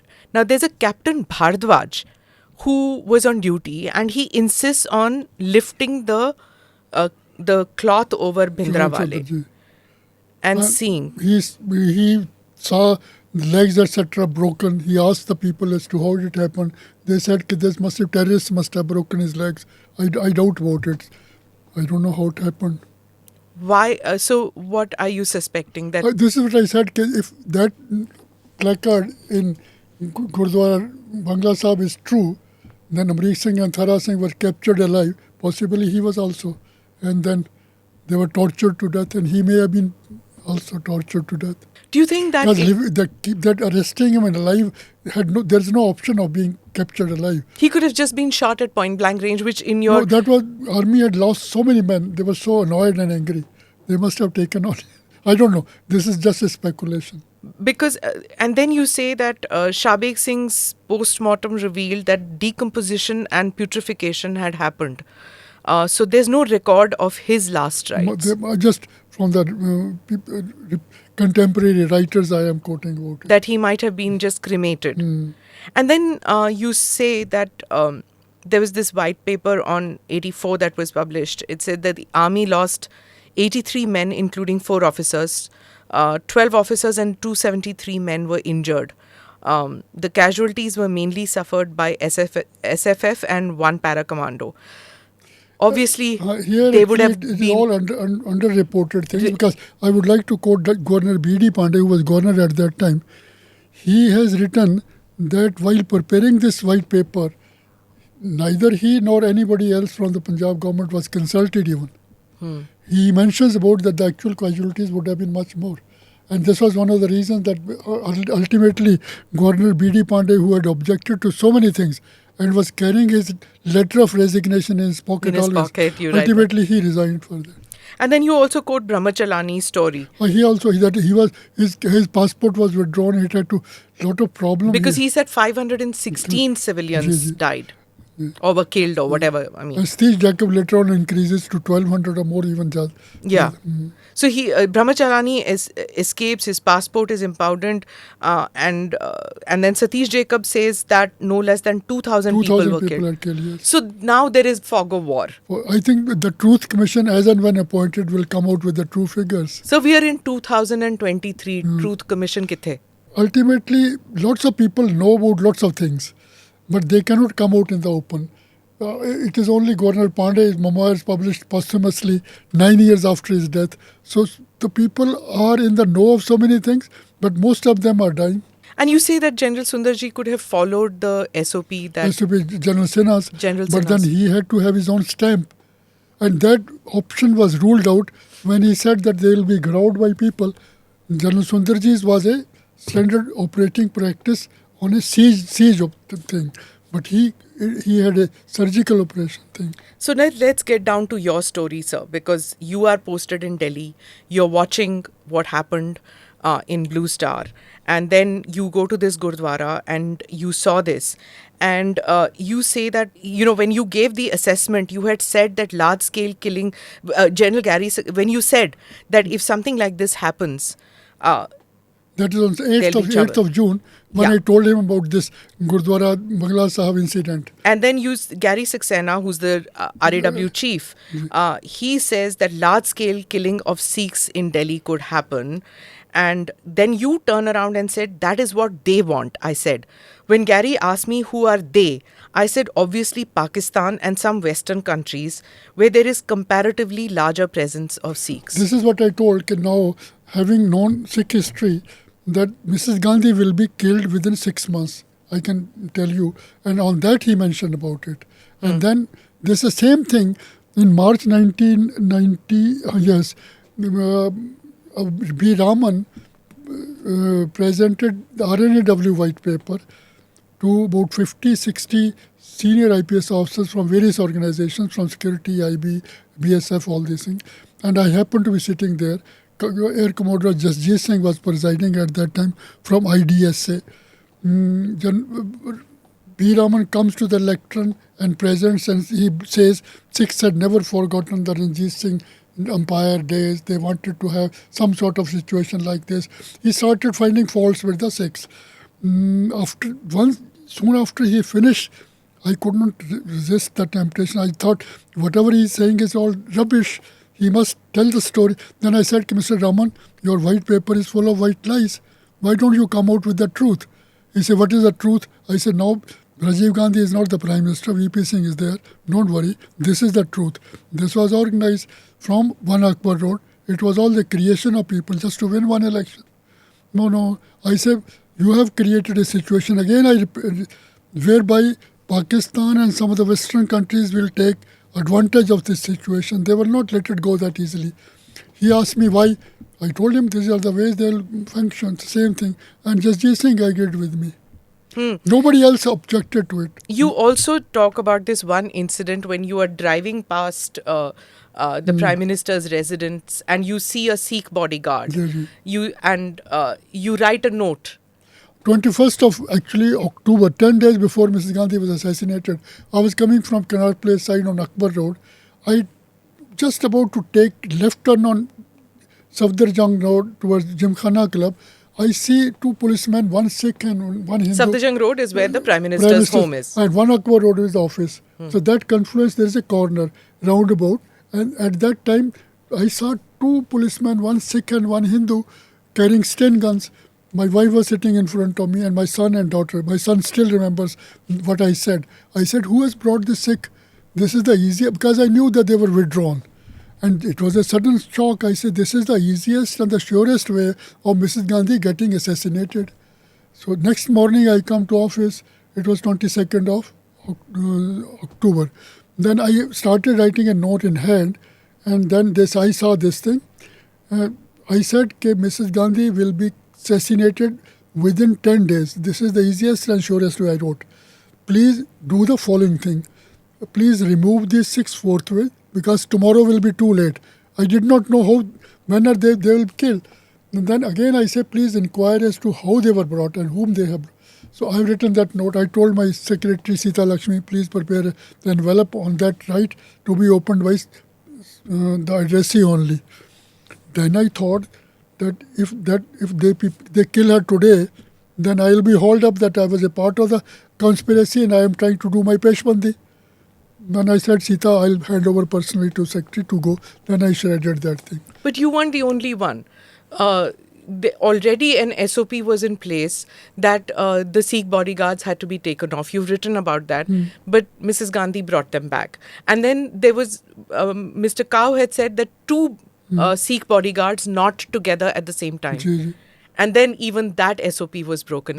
Series of mistakes. Raman has written in his book all these things, because he used to be attending meetings also. And he has written that two persons very close to Rajiv Gandhi used to attend those top secret meetings. He has not named, but I'm sure Arun-Nehru or Arun Singh, I have definite information that these two people used to meet Mr. Kaur in his operational office. So they were very active.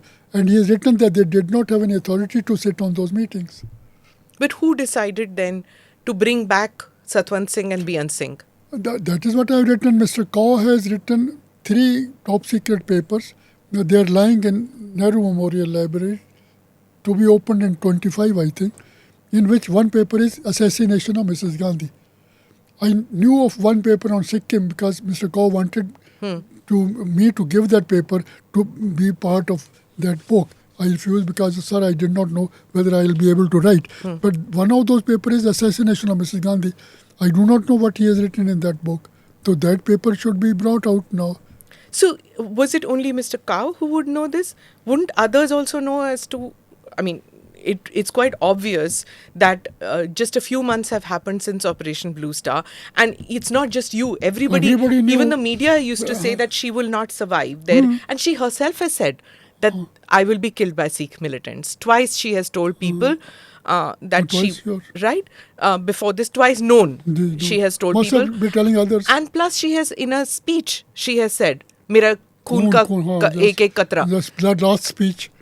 Her last speech. So she has said several times she knows that she is going to die. And in spite of that, there are these 2 men who've done this. I mean, who could kill her. People point a finger at R.K. Dhawan, but I don't believe, because R.K. Dhawan's survival was on Mrs. Gandhi. On Mrs. Gandhi. Right. So now let's get to what happened on the day that she's assassinated. You've written so many things on this that it's kind of shocking. But I don't even know. I mean, I'm not going to reveal everything because I want you people to buy the book and read this. But it's heartrending. It's heartrending. And then you mention about how you coming back, about the carpooling and how somebody stopped you at INA. So just to give you this, you mentioned this and about the All India Institute of Medical Sciences in Kidwai Nagar. As a child, I was living in Kidwai Nagar at that time. And I know that when Mrs. Gandhi was assassinated, the news filtered in. I went up to Ring Road, which is just opposite AIIMS. And as a student, we were watching. We just didn't know what was happening. And suddenly there was crowd coming in. And there was Indira Gandhi, Murdabad. Then we heard all this and we still don't know that it's dangerous. We are part of... it's like... It was my first experience of seeing a rally. I'm still a student and I'm seeing crowd slowly coming. DTC bus ruk gaye samne. And then people climbed onto the thing of the DTC bus and I saw a couple of photographers. So I thought, photo wale photo le rahe hain, right? And then we saw people dancing on that. And when that happened, my mother pulled us my brother and me pulled us by the arm and said, rush inside. Those are government flats. There's no security in those flats. And my father's on duty. He didn't come back that night. We were locked up in that and people took refuge in that colony in Kidwai Nagar. Now, why am I bringing that experience? Because I want you to tell me about that experience that you faced in Satyamarg, Chanakyapuri, which is about a kilometer away from where I was. Actually, that incident you have already told, that while we were returning from office around 5:30, a Hindu boy stood in front of our car, seeing me sitting in front, GS Mishra's car. Then we were turning towards INA bridge. He stopped, he stood, please don't go this way. Then one of our friends sitting at the back, Amar Bhushan, he said, look here, I'll see who now attacks Mr. Sidhu. No. He said, sir, please go other way. Then we came by Ashok out. Next morning, I get a call from Mr. Saxena. It was a holiday because of Mrs. Gandhi's assassination. Then Saxena said, Sidhu, I want to send a guard, CSSB guard, to protect you. I said, I'm living in my colony, government colony in my own country. Who's going to harm me? Then, if you need, please, I'm sitting in my office. I'm seeing a lot of buildings on fire. So I don't think you'll be safe. I said, sir, don't bother. After hearing that, then I had a powerful radio at that time. I used to listen to international broadcasts, BBC, VOA, all these things, to hear news. During that time, I discovered that this movement of aircraft, then police net, wireless net, in which there were 3 stations, Golf 1, 2, 3. They were not of any interest to me, I remembered. Then I put on that police wireless net. For 3 days, I listened. It was a matter of shame to me as a police officer that the police control room and the policeman behaving in a manner. So that first thing I came to know was that some of the gundas or the hooligans in Yashwant Place deciding that they will attack a person who has just returned from London.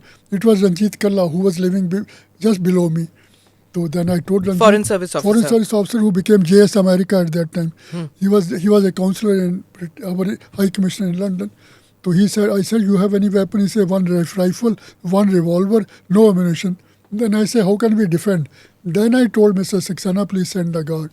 So the guard came, and then we protected that area with the help of the guard. I became a control room. I continued listening to that police wireless net. So that was tragic. And the same... These were, you mentioned about these posts which were manned by Subhash Chandra Tandon, Nikhil Kumar, Hukum Chand Jatav and Gautam Kaul. These are Golf 1, 2, 3. There were 3 frequencies. Using the same frequencies, but 3 officers. All wireless messages and communications were directed towards them only. And you say that only heartless, ruthless and gutless police officers could sell their souls for career progression, could have spoken in that manner. Field officers sometimes used to seek instructions from the control room that what should we do. Very, very tragic things actually. I can't even repeat here. I've written some of them. Then the control room, the first call was that, second I think, the person saying, sir, there is a shop which has caught fire, then what should I do? The control room said it must be short-circuiting. It is a natural thing, you move away, what are you doing there? And then Tughlakabad railway station, where Madhu Leme has written about it. He was travelling also. So many people he was coming from Bombay till Mathura, UP, nothing happened. But as soon as it reaches Tughlakabad, the train hooligans came and lots of people, including assistant station master, they were all butchered. And for half an hour or 1 hour, the local police told the control room that there are hooligans who are going to stop the train. Another 10 minutes, they were seeking, please send us help, please send us help. No response at all from control room. So you also quote Vinay Satpathy, his book, and you call, in which he says 1984 was the vilest hour of Narasimha Rao, who was the Home Minister, not available for anything. In fact, Narasimha Rao, you even say this, that Narasimha Rao calls up Gyani Zail Singh and says one of his friends is stuck and he wants help. But in this, you also say that Narasimha Rao really couldn't do much because his powers had been usurped by one Akbar Road. Vinay Satpathy writes that Rajiv Gandhi was given the oath around 5:30 or 6. Within half an hour, oath of office as Prime Minister of India. Yes. Then somebody called from Prime Minister's office, most probably Potedar, telling Narasimha Rao that we are taking over your police power. Narasimha Rao was Home Minister and head of the police all of India and including Delhi. So just to better coordinate the riots, the word was used, this thing. So after taking over this whole power, the riots were converted into program next day, and 3 days it continued. So Vinay Satpathy writes that this was his vilest hour in his book, Half Lion, that he could have saved thousands of lives, but he preferred to save his job. They could have called in the army. Actually, Mr. Manmohan Singh has later on said that we could have gone and told, some delegation went to Narasimha Rao. So why don't you call the army? I have written that he had no powers left of a home minister. They should have known that these powers were taken over by one Akbar Road people. And then you talk about the pogrom, or some call it the genocide, where people came out, khoon ka badla khoon, blood for blood, being said across the streets of Delhi. And then you talk about Gurdwara Rakabganj. And again, you're saying, Kamal Nath keeps coming again and again in your book when you say that Gautam Kaul, who's the police officer, he was there and he was the additional commissioner of police at that time. And then Kamal Nath comes in and there's a huge group which comes. And then there is also Sanjay Suri's account of this, and he says that about Kamal Nath, Sanjay Suri writes that when the crowd surged forward at one point, Kamal Nath had only to gesture lightly and they held back. What was the relation between Kamal Nath and the crowd? That he only had to raise his hand towards it and he held back. At that time, Suri writes, Kamal Nath had come down from Teen Murti Bhavan and the crowd too had come from Teen Murti Bhavan. This is mostly, I quoted Sanjay Suri, the book 1984, but all this behavior is in keeping with... They can't be a crowd near Teen Murti Bhavan. Anybody driving in Delhi knows that this is not Rajouri Garden or Sarojini Nagar or South Extension जहाँ पे crowd इकट्ठा करना is easy. Teen Murti, there is no housing.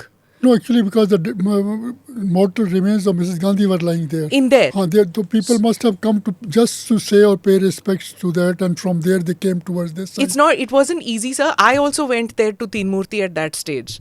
But it's not easy for people to get there because there were so many nakas. But nakas are meant for those people who have to be stopped. And Sanjay Suri has given an affidavit before the Ranganath Commission saying all these things. When he was being interrogated or countered, then he was being made some sort of people were just joking with him. And Ranganath said, don't be excited, please be normal. So they were making fun of him rather than discredit his things. So this is how the mechanism, that's why Ranganath Mishra was rewarded. All these affidavits of 1985 were converted into FIRs maybe after 7-8 years. And 200 FIRs were clubbed together.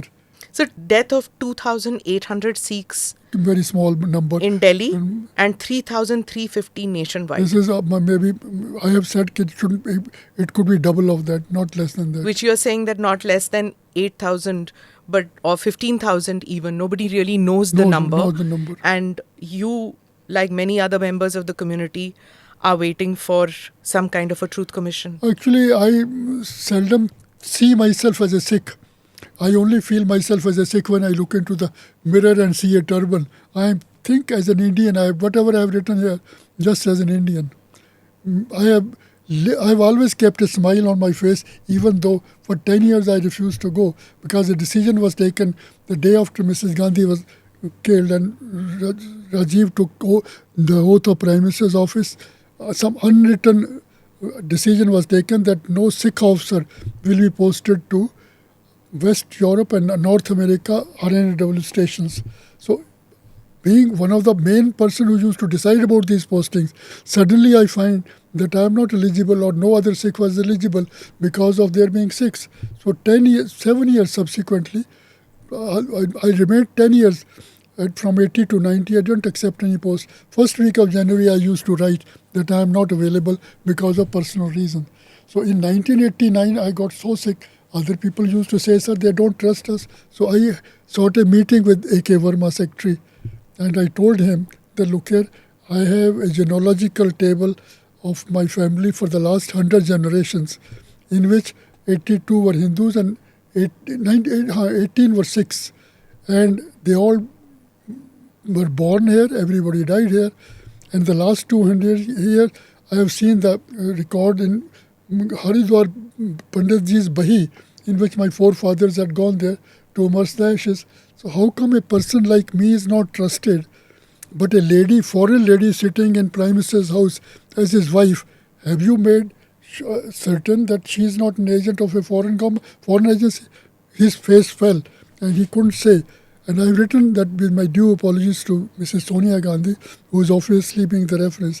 I didn't have a better example to protect my honor.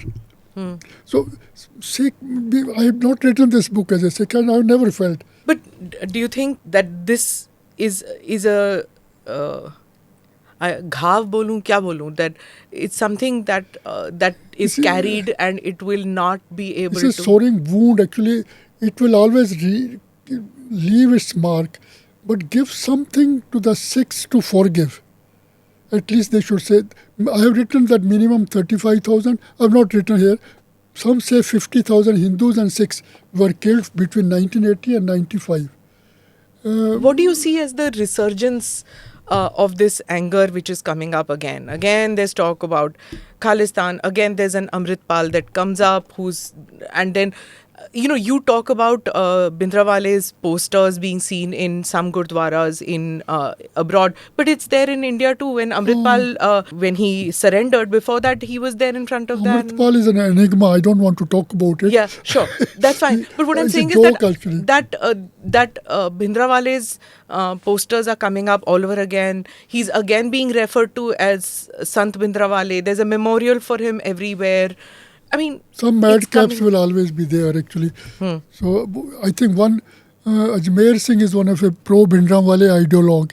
He has a YouTube recording of over 1 hour on me and my book. In that he writes that this book has sold the maximum in the world and it has done the maximum damage to our cause. And we must come up with a counter book. So I am waiting for that book. They don't have the guts to write because they can't counter me, whatever I have written. You've also written that what One Akbar Road, this gang, their Operation 1 and Operation 2, was the biggest gift to Pakistan. Pakistan would always take advantage of it because before 1980, Pakistan used to run cross-border operation, intelligence operation, smuggling, etc. But because local population was not receptive at all. But simultaneously, Zia came 1979 to 1990, 10 years of rule. Zia took full advantage of that. He took advantage of turmoil in Punjab. Then he started upgrading the help of the operations in Kashmir. The Kashmir situation I've written and I've used to tell everybody that this would never have deteriorated had Punjab been under control. Punjab again now is in the grip of all kinds of issues. There's also this thing that there's a drug problem. There is seeds of the Khalistan movement again finding root. There is the diaspora which is ready to play a meddlesome role.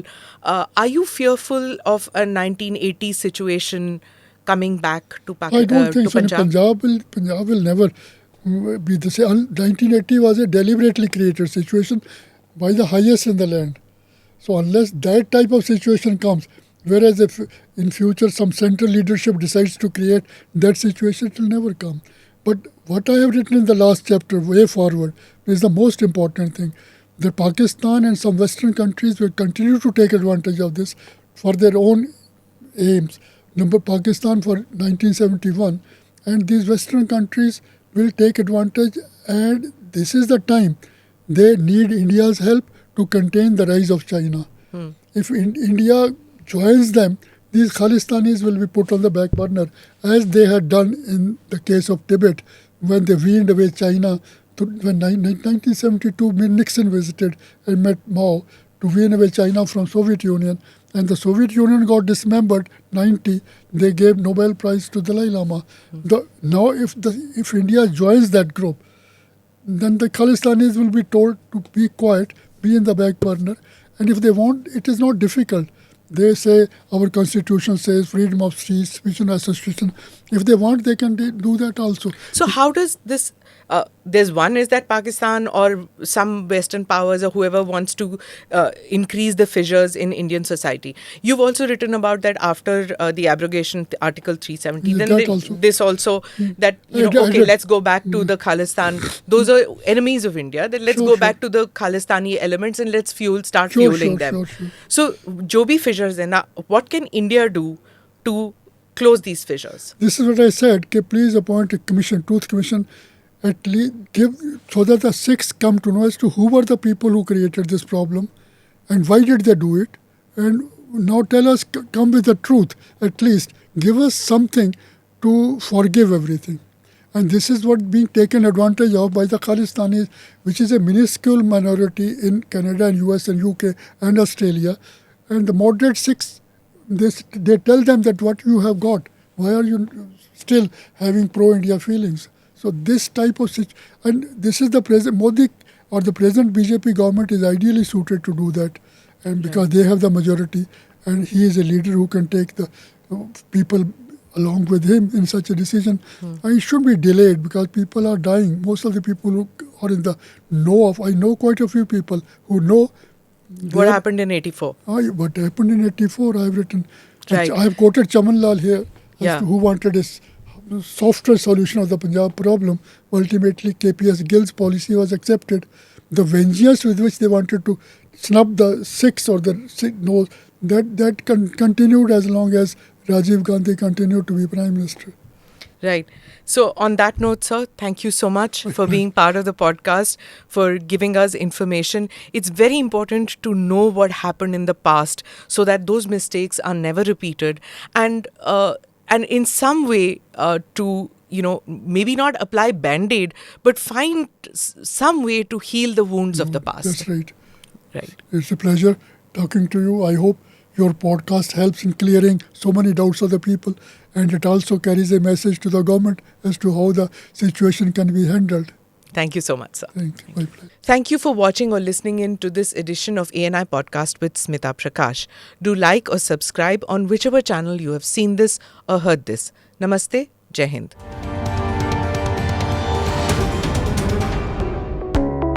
Click here to watch the previous episodes.